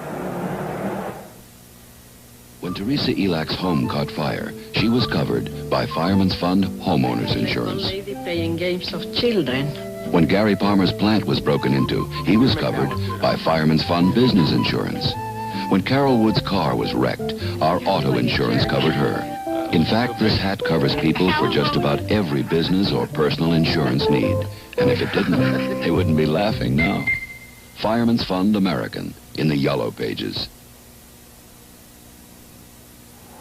When you live by the watch, every minute counts. I know, I'm Pat Summerall. In my line of work, you try to save time, even when you shave. So today, I use the Sunbeam Shave Master Shaver. Watch. It's got a handle that's all business. A unique shaving system that shaves whiskers with 6 carbon steel blades for a really close shave, and a trimmer for sideburns. The Sunbeam Shave Master Shaver. Clean, smooth, fast. Repeat, fast. I don't have time for anything else. Well, another drive by the Vikings falls short of its mark as Minnesota continues to pile up the statistics. But Pittsburgh has the lead, 7-3. 4th down pass, incomplete as it was in the end zone, has brought the ball out to the 20-yard line. Franco Davis blasting into the middle is taking it out to the 25. Carl Eller making the stop. From our ground level again, rookie Franco Harris. There you see the trap play with 57 coming around the left guard. Sam Davis.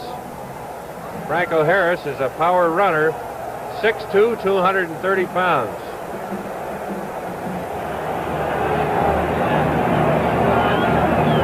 Pitch out to Franco Harris this time. Around the corner, picks up a block. As a matter of fact, waited very nicely for that block and then charged ahead when it was executed and went for the first down. Roy Winston coming in to make the tackle.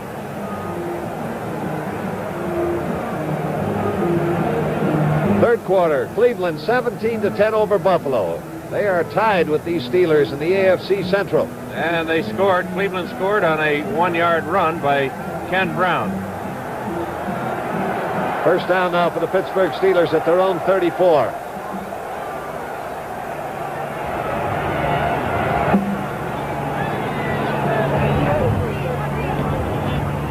John Fuqua takes this handoff. And he's able to get close to the 40-yard line. Jim Marshall was in on the stop. At 72 was Jerry Mullins leading the play. Ball at the 39-yard line. It'll be second down and 5 yards to go. Minnesota trailing. It's Pittsburgh 7-3 over the Vikings. 4.5 minutes to play in the third quarter. Franklin out wide to the right. Lewis out wide to the left. Bradshaw, quick pass out to Ron Shanklin in the right flat. He's at the 40, the 45. This could go. He's at the 30, and Bobby Bryant comes over across the field to block him out of bounds. Bob Bryant, the right cornerback, ranged the width of the field to catch up with the speeding Ron Shanklin, block him out of bounds at the 18-yard line.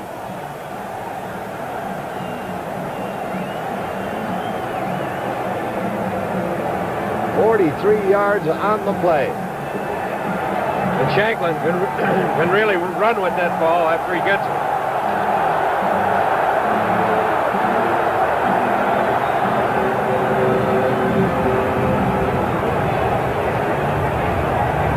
First down. Pitch out. Fuqua with the ball, but cannot get his footing. It is not raining now, but it's been raining through the game, and that carpet has gotten a bit slippery. Drop down for a loss back around the 22-yard line. That'll be a loss of 4, and it'll be second down and 14.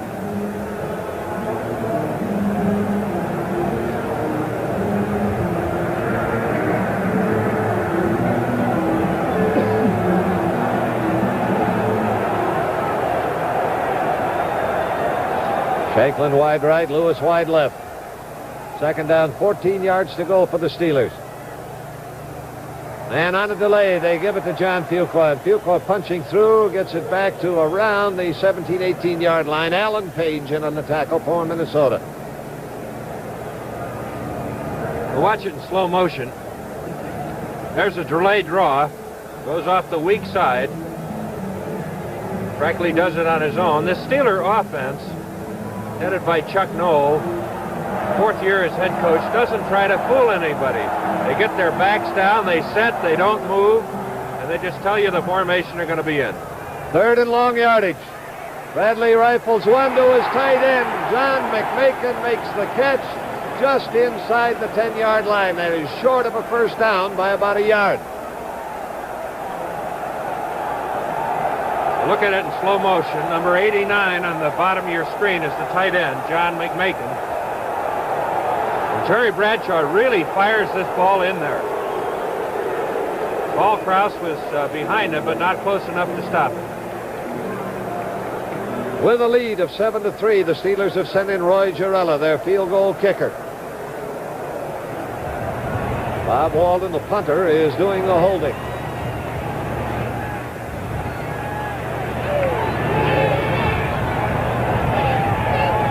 Field goal attempted from 17 yards. He has got it. Oh, the Pittsburgh Steelers have moved out in front now 10-3, and we'll be back with the Pittsburgh kickoff in just a moment.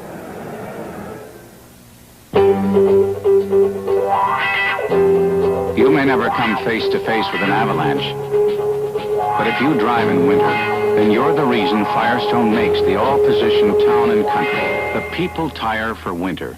With 3 separate tread sections built into one tough winter tire. And there's room for 112 ice-gripping studs.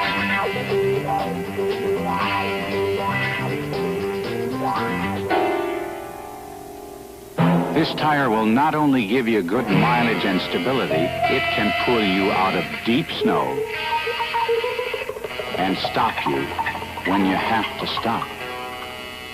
These tires are designed for the front wheels as well as the rear wheels for even more control. Your Firestone dealer or store has the all-position Town and Country.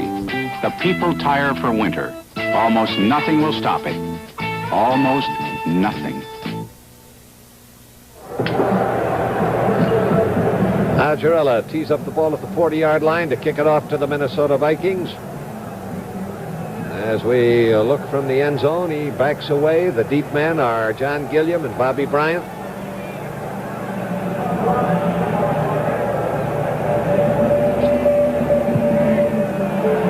Ball is given a ride to Gilliam over near the sidelines, and did it get out of bounds? No, it did not. It just cut inside the corner flag, and it will be 1st and 10 for Minnesota at their own 20. CBS has 2 outstanding bowl games on tap for you this year. In the Sun Bowl, North Carolina meets Texas Tech. That'll be Saturday, December 30th at 1 p.m. Eastern Time.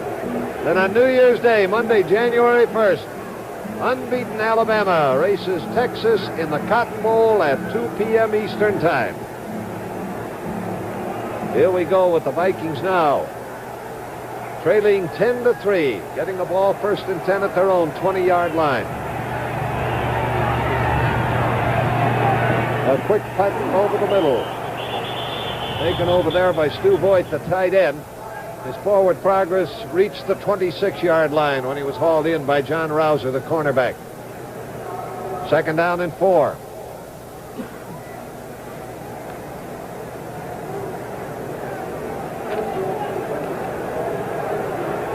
Gilliam coming out wide to the left.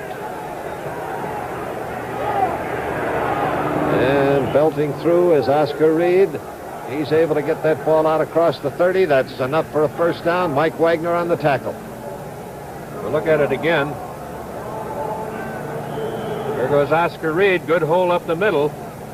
The Steeler defense is stubborn. They're not giving up big chunks of yardage.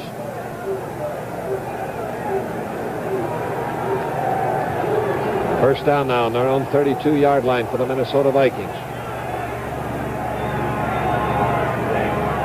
Tarkinen fakes a quick pop, lets it go long, and Gilliam had overrun the ball. Couldn't get back to field the ball. Coming in on the rush was Dwight White. Covering on the pass was Mike Wagner. Oh, it's 2nd and 10. Washington 14, Green Bay 13. And Green Bay has just scored on a MacArthur Lane 6-yard run. There's 12 minutes and 39 seconds remaining in the 4th period. And what an important game this is for the Detroit and Minnesota fans listening in, Jack, that Washington-Green Bay game. Now they got Gilliam and Henderson both swung wide to the left on a 2nd and 10. Dave Osborne gets the nod. He goes into the middle of the line and runs into nothing but trouble in the person of Henry Davis, number 53, the middle linebacker.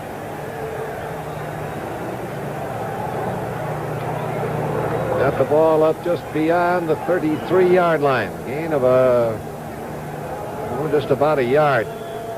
It'll be 3rd and a shade less than 9 yards to go. And Pittsburgh has gone to their 5 deep backs. They've taken out the middle linebacker Davis and put in 27 Glenn Edwards. Tarkinen throws. The pass is completed but short of a 1st down. Oscar Reed gathering in that ball and stopped immediately in the area of the 38-yard line by Jack Ham. This is a straight 4-man rush. Jack Ham, middle linebacker, left linebacker is out there and is all over the receiver. Oh, the Pittsburgh defense has done it again. Minnesota will have to boot the ball. Glenn Edwards is dropping back. He'll receive the punt for the Pittsburgh Steelers. The score is 10-3. Pittsburgh in front. And the Minnesota Vikings are going to take a timeout.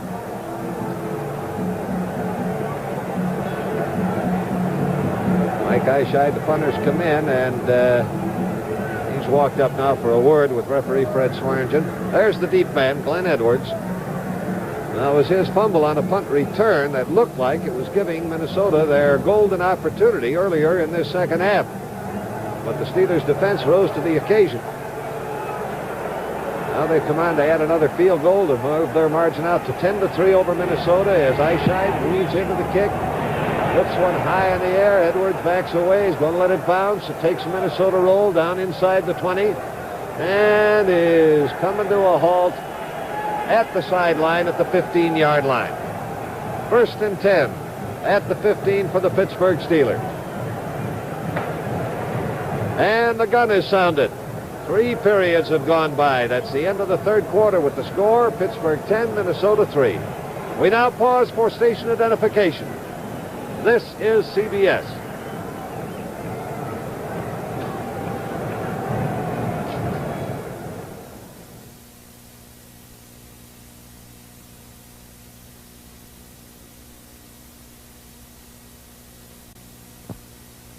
I'm Will Lanier of the Kansas City Chiefs. Every player hopes that someday he'll be part of the Pro Football Hall of Fame. I know I do. But there's something here for everyone, young and old, male and female. The enshrinement area, great movies, treasured relics of the past. Why don't you plan a visit next time you're in the area? The Pro Football Hall of Fame is located in Canton, Ohio, right off Interstate 77. 77. Wasn't that Red Grange's number?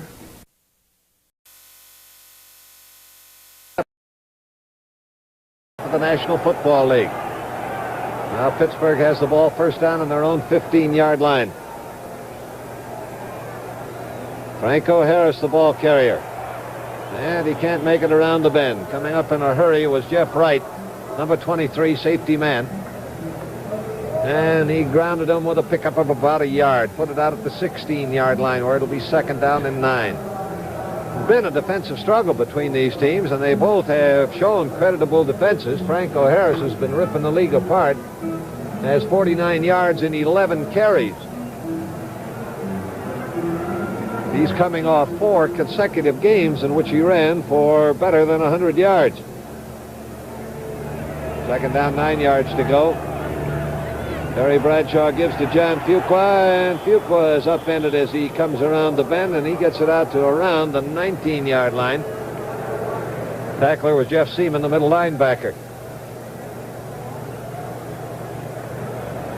Well, it's a pickup of 3 more, and it'll be third down and 6 yards to go for the Pittsburgh Steelers. And we're looking into some of the covered box seats as the fans view the game and like it so far here in Pittsburgh. 10-3 is the score. The Steelers in front of the Vikings. Bradshaw back to throw on 3rd and long. He hangs one out in the middle, and it's almost grabbed by Paul Krause. Pass is incomplete. The target on it was wide receiver Frank Lewis. Paul Krause knifing in there and coming low for the ball, couldn't hold it. 4th down, and Pittsburgh will have to punt. Bob Walden coming on the field for the Steelers to do the kicking. Bobby Bryant going deep, and John Gilliam is in on punt returns. Haven't had any report on Charlie West, but he has not been in the action on punt and kickoff returns, and usually is.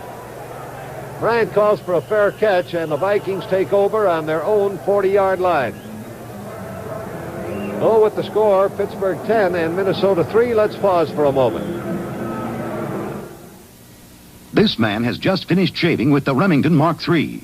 Now he's trying a second shave with the Schick Flexomatic. Will it get any more beard? Look, the Flexomatic gets the stubble Remington left behind. Reverse the order, and Remington can't match this amount. Tests prove the Schick Flexomatic shaves closer than Remington, or Norelco's leading sellers. Closer because the head is super thin. Comfortable because it's soft. Get the Schick Flexomatic. That's some shave. This is the newest copier in the IBM line. Aside from sharp, clear copies of ordinary jobs, this plain paper copier makes sharp, clear copies of books, sharp, clear copies of oversized documents, even sharp, clear copies of photographs. And it lets you make them fast. The more you want from a copier, the more we think you'll appreciate this one. The new Copier 2 from IBM.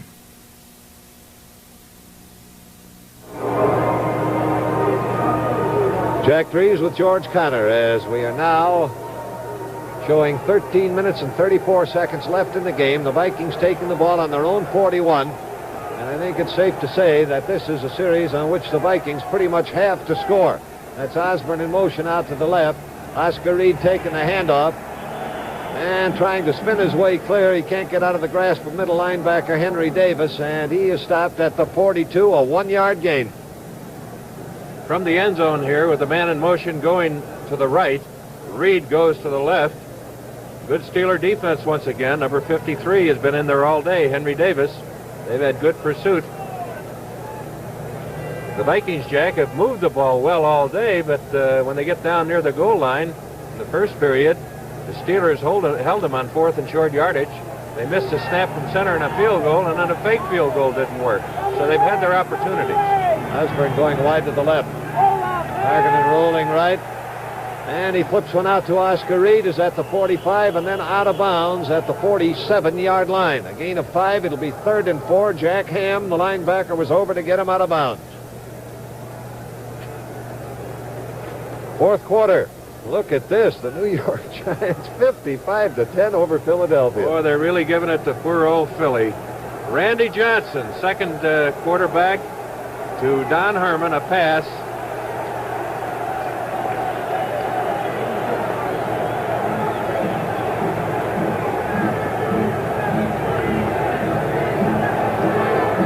Third down. About 4 yards to go. Minnesota has the ball short of their own 47-yard line. Oscar Reed goes in motion right. Both wide receivers set to the left. That's where Tarkenton is rolling. Around the bend and just barely behind the line of scrimmage. He lofts one to Gilliam. Almost intercepted. And the pass is incomplete. That was Mike Wagner, number 23, who almost got that ball. Parkington rolling once again. He's wide open out here. He must be under instructions not to run. He only had 5 yards. See the opening he had. Throws it in a crowd, and Mike Wagner and Ralph Anderson are down there. It was intended for Gilliam, almost intercepted. And once again, Minnesota has to punt. Glenn Edwards is deep. Mike Eyeshide kicking.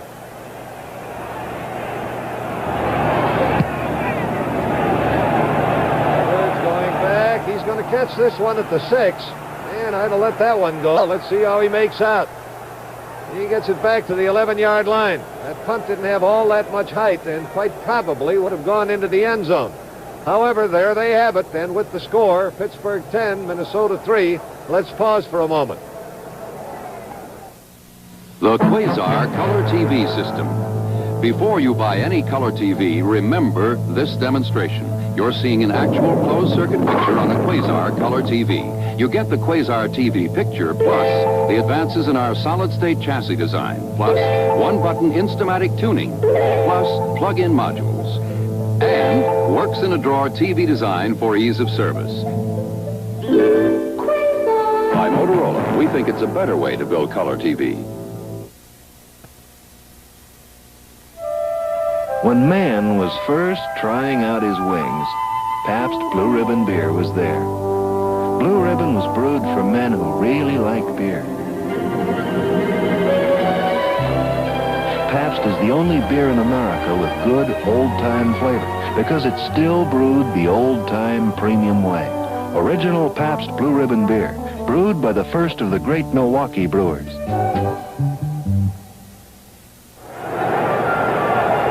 Now the Steelers are on their own 11. First down.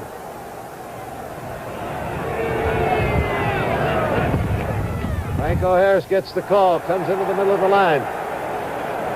Able to get that ball out to around the 18-yard line before he's hauled down. That's pickup of 7. Gary Larson making the tackle.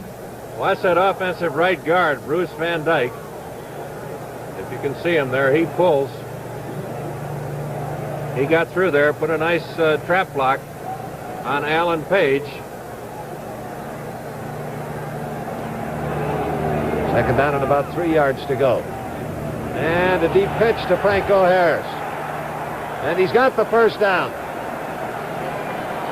Franco Harris around the corner, gets that ball up almost to the 24-yard line. John McMakin, the tight end, making a fine block. And it's 21-13 now. Washington over the Green Bay Packers. 5-yard pass from Billy Kilmer to Charlie Johnson. Charlie Taylor. 6 minutes left in this game. If Washington wins, then Detroit will be tied for first place, and Minnesota could be too if they win. Otherwise, they drop a game behind.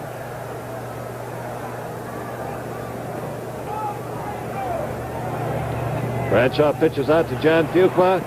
He gets out of one grasp, but can't elude Hilgenberg. Jim Marshall had that first shot at him. He was number 70, who became a member of the backfield for a few strides.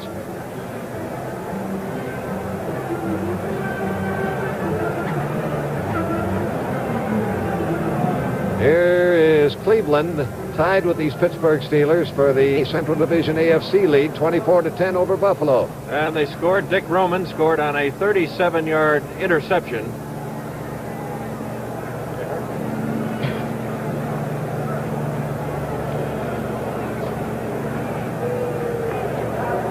Some discussion going on with Jim Marshall down there. While we wait for this discussion down there, Jack, these pitch outs, Bradshaw is pitching out to Fuqua and to Franco Harris. They're really dangerous. The quarterback has to have enough speed by on the ball, and the halfback has to catch it about hip high. And it is a clipping call charged against the Pittsburgh Steelers. Puts the ball back at the 12-yard line. It's still first down, but now with 22 yards to go. Bradshaw throws, and just as he was making the catch, Frank Lewis fell away and under the ball. Jack, it appeared with the glasses here that there was a little raised portion of that tartan turf, and he hit it with his foot and just went down. Nobody around him. They're tearing up the rug in the stadium, George. In that kind of a game, this has been some defensive struggle. Second down now and 22 yards to go.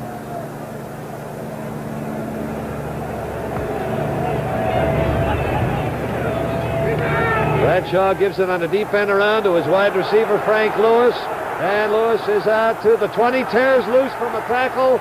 Cannot make the first down, but he's out of bounds, improving field position considerably up at the 28-yard line. Jeff Wright finally got him out of bounds. They've got to get to the 34 for a first down. Bob Lertzema is in there at defensive left end. He had a shot at him back there, but missed him. Pretty tough for a big man like Lertzema to catch a mobile, fast wingback like Frank Lewis. Lewis is taken out for a breather now, and Al Young is in at the wide receiver. He's coming wide to the left. Where's number 31? Third down, 4 yards, third down, and about 6 yards to go. Bradshaw back to throw, and hit. Blindsided and down. Lertzema was a little mad at himself for missing that last tackle, and he really poured over Jerry Mullins. There you see number 75 out there at left end, Bob Lertzema. Oh, it'll force the Steelers to punt. And New Orleans holding on to a squeaky lead over Los Angeles. That ball game is at 7-6. And Los Angeles has scored on a 31-yard field goal by David Ray. Fourth down now and 14 yards to go. Bob Walden to do the punting. Bobby Bryant is deep for Minnesota. Walden hangs a beauty high in the air, and it's taken by Bryant at his own 28. He's across the 30, but he is outnumbered, and they drop him in the area of the 33-yard line. That was John McMakin, tight end, and in on the special team, coming down to make the stop.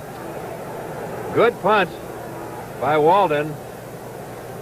Watch this coverage here.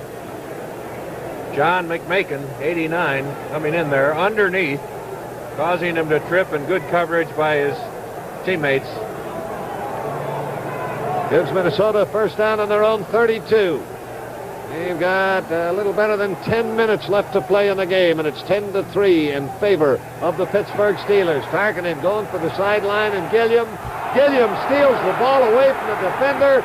Got a blocker in front of him, and he can't quite make it to the end zone. Mike Wagner was fighting off the blocker, and Ralph Anderson was number 49 coming up to get him from behind and stop him at the 5. Tarkenton faking the play action again. Looking left, throwing right. Lays that ball up there for Gilliam. And it looks like Rouser might have an interception there, but Gilliam wanted the ball a little more. And he's got it. Turns on the speed down the sidelines. Pointing out to his blocker, John Henderson. Finally brought down at about the 6-yard line. A gain of 63 yards on that thrust. First and goal to go. Osborne and Reed are the running backs. Tarkenton's going to the air. There's his flip to his tight end, Stu Voigt, who was virtually unmolested. The only one close to him was tackle Joe Green as he galloped into the end zone for the touchdown. Tarkenton finally decided he can't run it over. Fakes to the left. Now, Stu Voigt was lined up at left end. He pulled an end around, and then Tarkenton threw to him. Quite a tricky play for first and goal on the 6-yard line. Now the Vikings are suddenly very much back in this ball game after they had experienced an afternoon of frustration. Here's the try for point by Fred Cox, and that kick is good. Now the score is knotted at Pittsburgh 10 and Minnesota 10, and we'll be back with the Vikings kickoff in just a moment. Jaguar XJ6 sedan, a truly well-made luxury car for around $9,000. The new 1973 Ford LTD Brougham, a truly quiet luxury car priced thousands less. Quiet is the sound of a well-made car. The Jaguar's a bit more powerful, of course. Well, you'd expect that for the money. Four-wheel power disc brakes, cut pile carpeting. The LTD, front power disc brakes, cut pile carpeting too. Power steering, automatic transmission. Standard here too. Power window option. In LTD too, plus a power mini vent. You can have a reclining seat in the LTD. Now I'm sure your 5-passenger Jaguar is worth its price. Yet LTD offers the same kind of luxury features for thousands less. And it seats 6.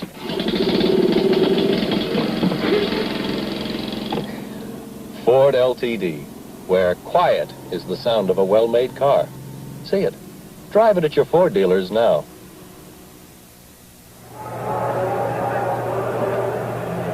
Now Fred Cox has it teed up on the 40. Steve Davis, number 35. Preston Pearson, number 26, the deep men. Ball game now a tie at 10 and 10. Kickoff on its way. A little better than 9 minutes left in the game. Pearson with the ball. 25. Nailed as he crosses the 30. Hit the ground at about the 32. First and 10 for the Steelers at that point. Calvin Demery making the stop. There's Preston Pearson coming up the middle. Watch him slide. You can see the wetness of the tartan turf here, although it stopped raining. Oh, look at this. The Giants have just set an all-time club scoring record with 62 points. Bradshaw back to throw. Loops one out to Franco Harris. Harris tries to put a juke on linebacker Roy Winston, but Winston, a sure tackler, got him down as he reached around the 33-yard line, a gain of only a yard. The all-time single team scoring high was against the New York Giants. That goes back to 1966 when the Washington Redskins racked up 42 or 72 points against the Giants.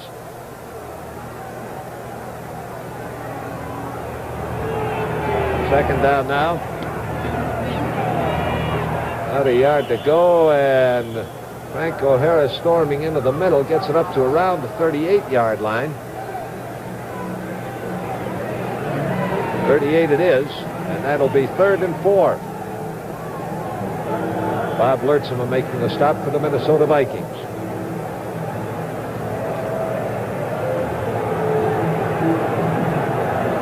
Third down, 4 yards to go. Ball game tied at 10 to 10. Bradshaw on a draw, gives to Franco Harris. Harris gets loose, first down, and there he goes. 35,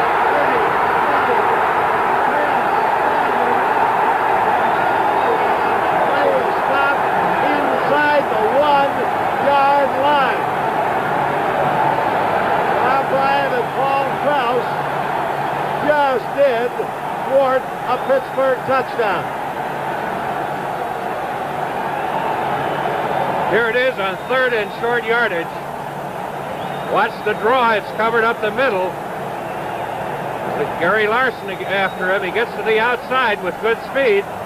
There's a key block there on Nate Wright, 43. And it's not a foot race. Jeff Seaman does not have enough speed. 6'2", 230-pound Franco Harris, finally caught by Bobby Bryant. What a run. Woo. 61 yards. First and goal to go. Quarterback sneak. Bradshaw is over. Touchdown for Terry Bradshaw.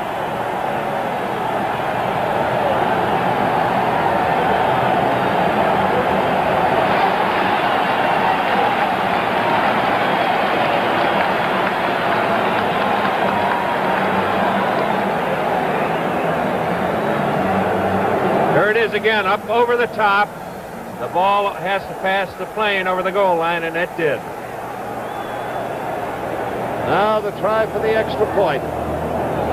Well, his kick is blocked. Looked like Jeff Seaman, number 50, got in and nailed that. Let's check it on the replay. There's Gorilla. There's a big hand up there. It's Jeff Seaman, Seaman number 50. There you can see him with his right hand in the air. Now with that 61-yard gallop that set up that touchdown, Franco Harris now has 126 yards and 15 carries, his 5th consecutive 100-yard rushing game. He had been held pretty well in check by the Minnesota Vikings until that explosion. And now it's 16-10. And Pittsburgh will be kicking off to Minnesota.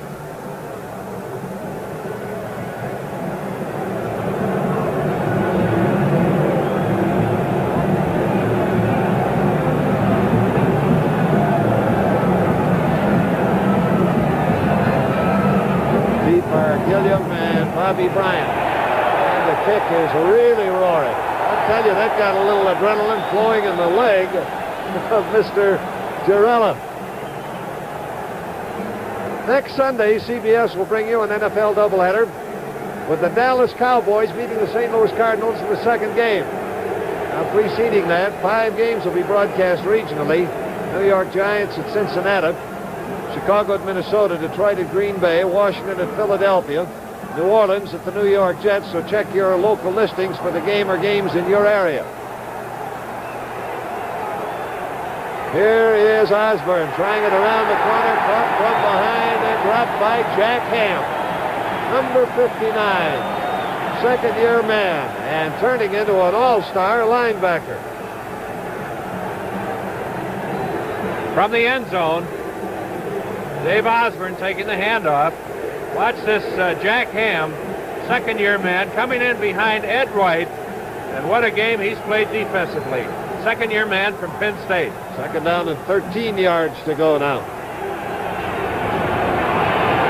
Driving back to wing one. On its way for Henderson, and it is broken up and incomplete. Hal Blunt, the cornerback, swarming in there to bet that ball to the ground. Third down and 13 yards to go. Once again from the end zone, Tarkenton is not trying to pump fake. His receivers are covered. I think it's throwing his timing off. Now that could have been intercepted. It bounced off the chest of John Henderson, and he almost got it there. Big down for the Vikings. Third long yardage. A little better than 6.5 minutes to play in the game. Oh, does Tarkenton need this one? He's in trouble, and they've got it. That was Dwight White, number 78, defensive end, coming in to get Tarkenton and drop him back at the 7-yard line. Fourth down at their own 7.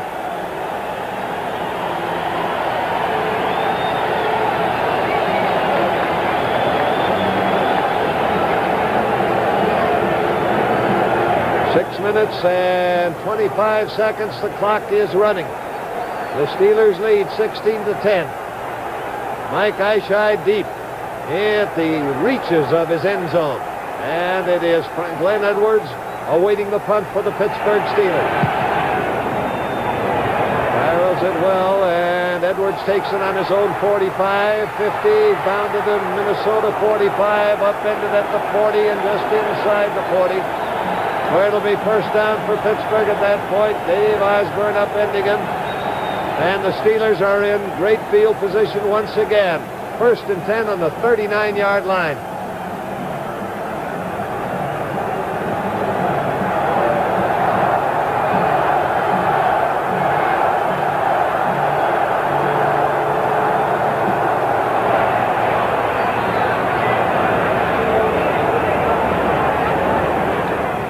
Franco Harris gets the call into the middle.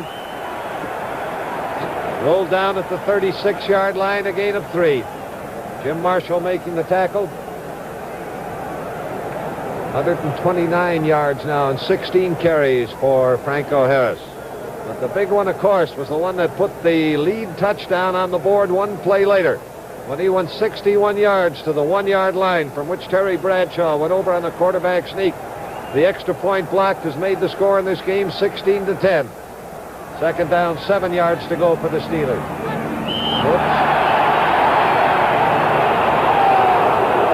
Sam Davis, number 57.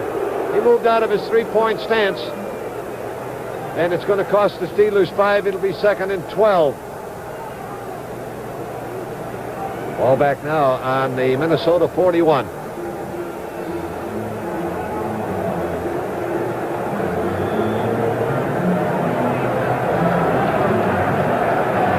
Don Shanklin out wide to the right. Frank Lewis wide left. John Fuqua.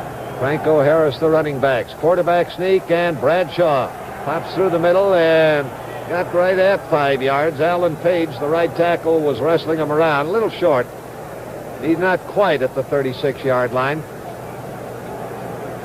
From the end zone here, you can see the spacing there between the two tackles. The center fires out against the middle linebacker, Seaman, but the quickness of Alan Page was too much, and he caught Bradshaw after a couple of yards gain. Well, it's third down now and a shade less than 8 yards to go. Bradshaw straight back, good protection. There's his target. Shanklin is open, and the ball bounced off the numbers. It may have been bothered a bit by Nate Wright, the cornerback, getting back in a hurry. He may have deflected it. Good blocking here. Plenty of time. It looks like Shanklin is wide open, but watch 43, Nate Wright, come in from the left corner and get a hand on the ball. There it is right there. Gets his right hand on the ball. It appeared that Shanklin was wide open. Now Roy Girello with a field goal attempt from 44 yards away. And it's kind of a low liner that skitters through the end zone for a touchback. It is no good. And it'll be Minnesota's ball, 1st and 10 on the 20. Now that blocked extra point still is there as a tantalizing morsel for the Minnesota Vikings. They have a chance to win if they can get a touchdown and an extra point. They have 4 minutes and 20 seconds left in this game. They're starting at their own 20. They have used up a timeout. They have 2 remaining.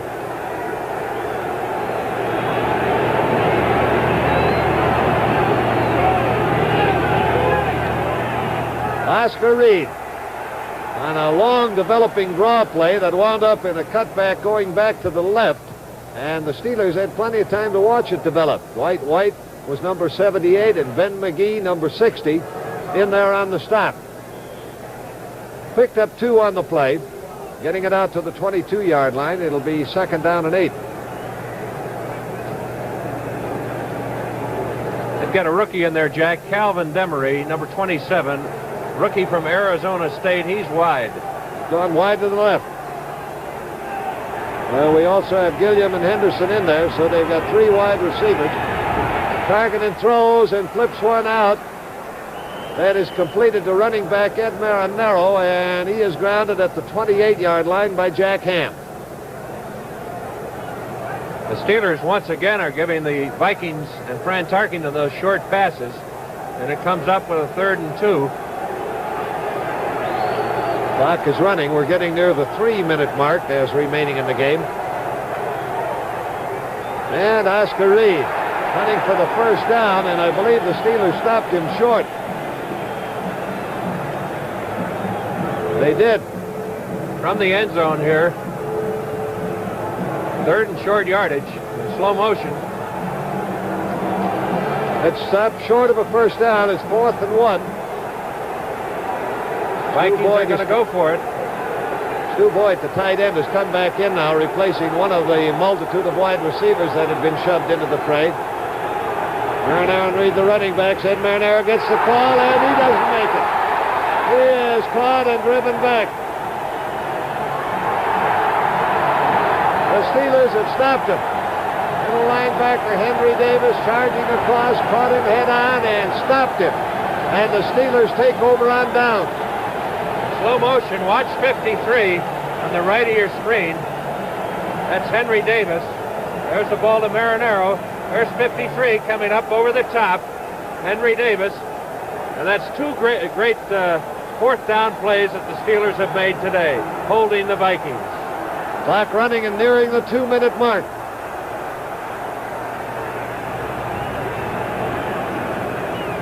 Bootleg with Terry Bradshaw carrying. He's around the corner, over near the sidelines, goes out of bounds at the 22-yard line, ushered out by Jeff Wright.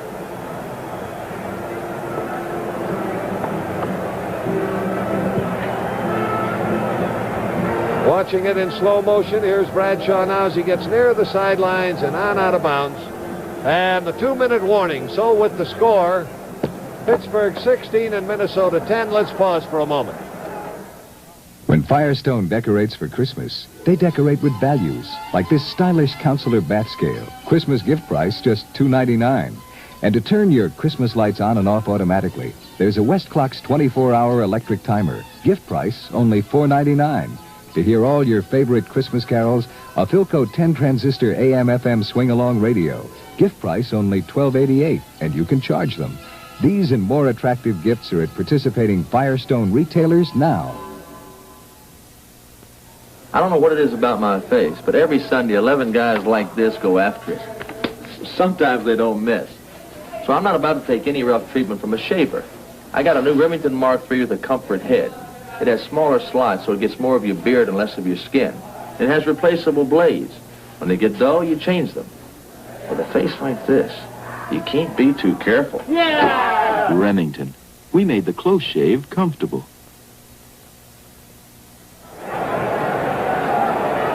All right, it's second down. A little less than 3 yards to go for the Pittsburgh Steelers.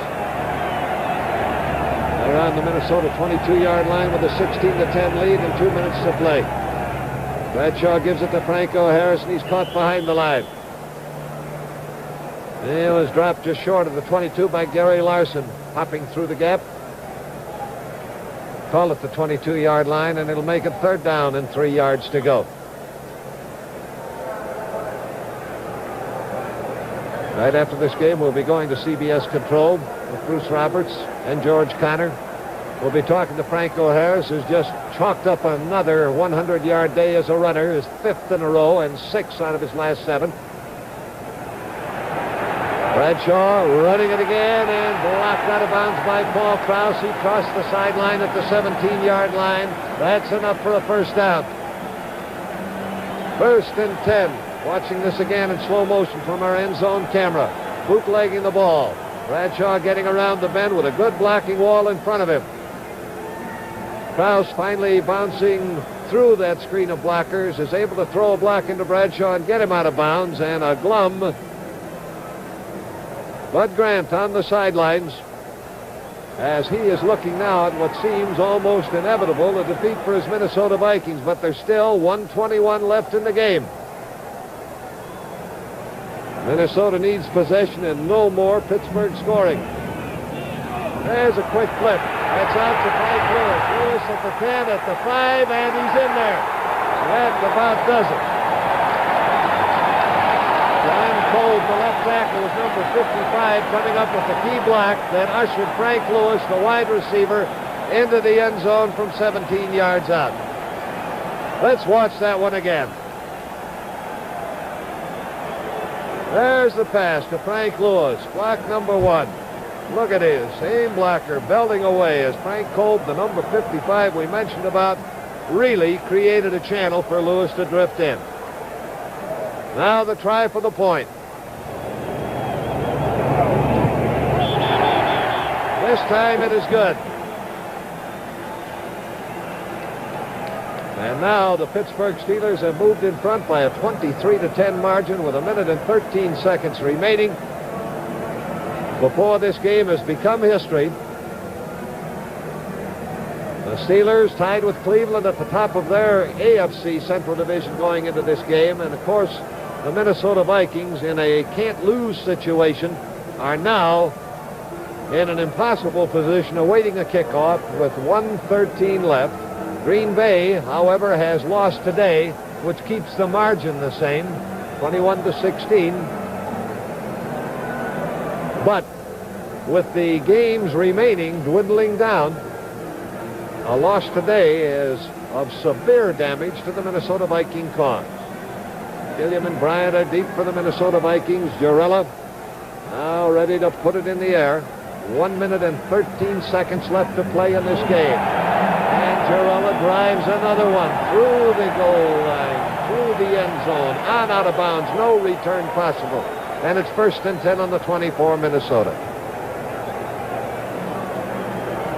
Here's Gilliam, who was back deep on that one, coming up now to join the huddle as a wide receiver.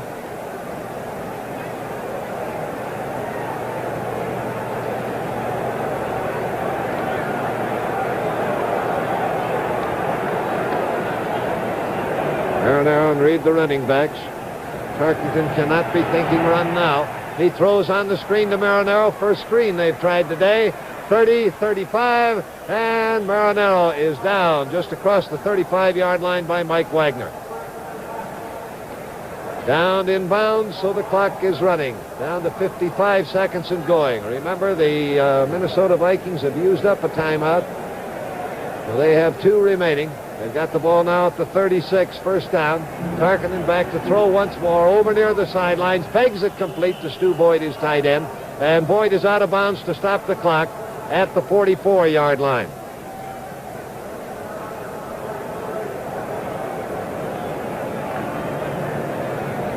So it'll be 2nd down and 2 yards to go. That hauls the clock up short at 41 seconds left to play. The Pittsburgh Steelers 23-10 over the Minnesota Vikings.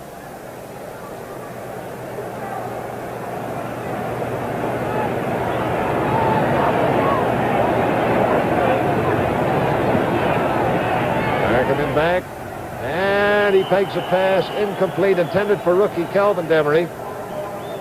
Covering on the play, John Rouser, the cornerback, and it'll be 3rd and 2.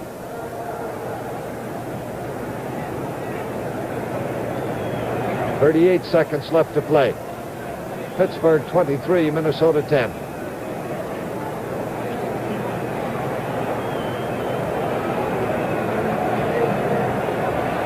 Remember, stay tuned for Pro Football Report immediately following this game with Bruce Roberts and George Connor.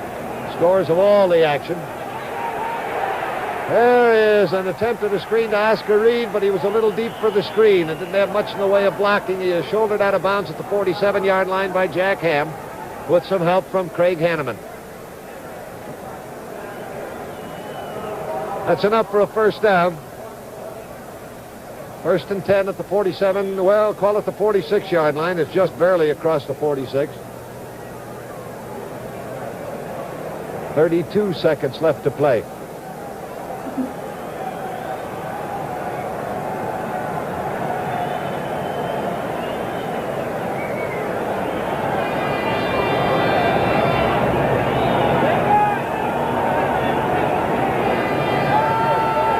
Back, 3-man rush. They're trying to cover everybody deep. Gilliam, however, closely covered by Ralph Anderson, makes the catch.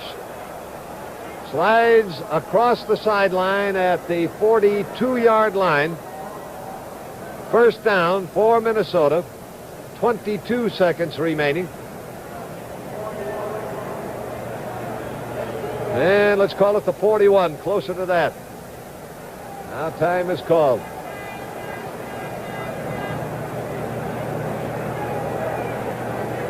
22 seconds left. Minnesota picking up another 1st down. 1st downs will be relatively easy to come by because the Steelers are dropping everybody back, guarding against the bomb from Fran Tarkenton, and quite content to let him pick up midfield yardage. That has now brought the ball to the Pittsburgh Steelers' 41-yard line. Tarkenton over to the sidelines, is returning now to the Minnesota huddle.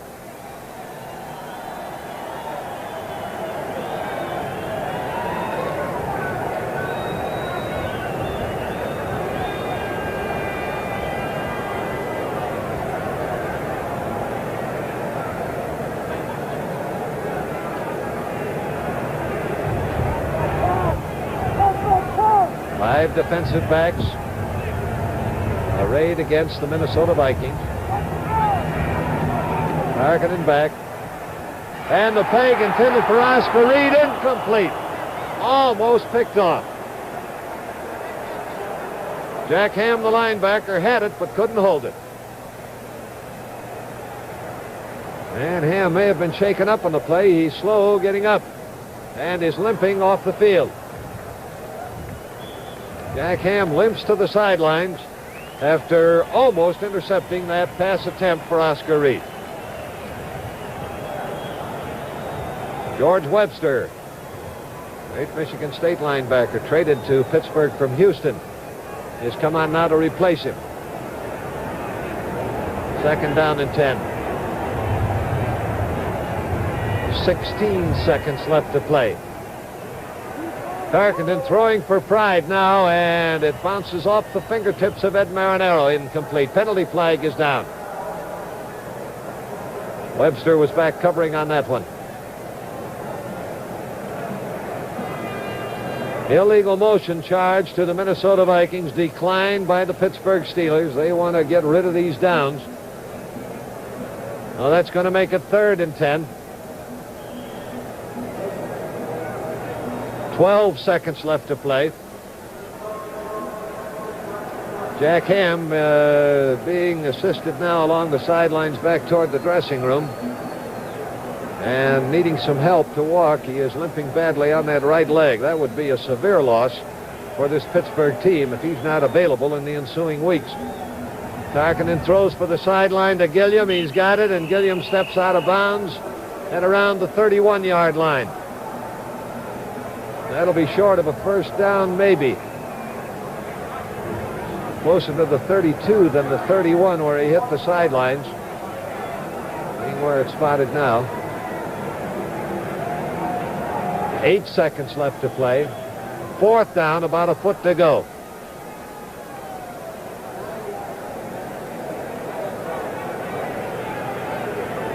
(23-10), the Steelers in front as the clock winds down.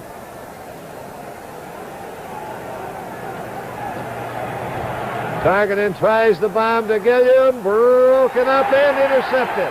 That went off the fingertips of Edwards to be caught by John Rouser.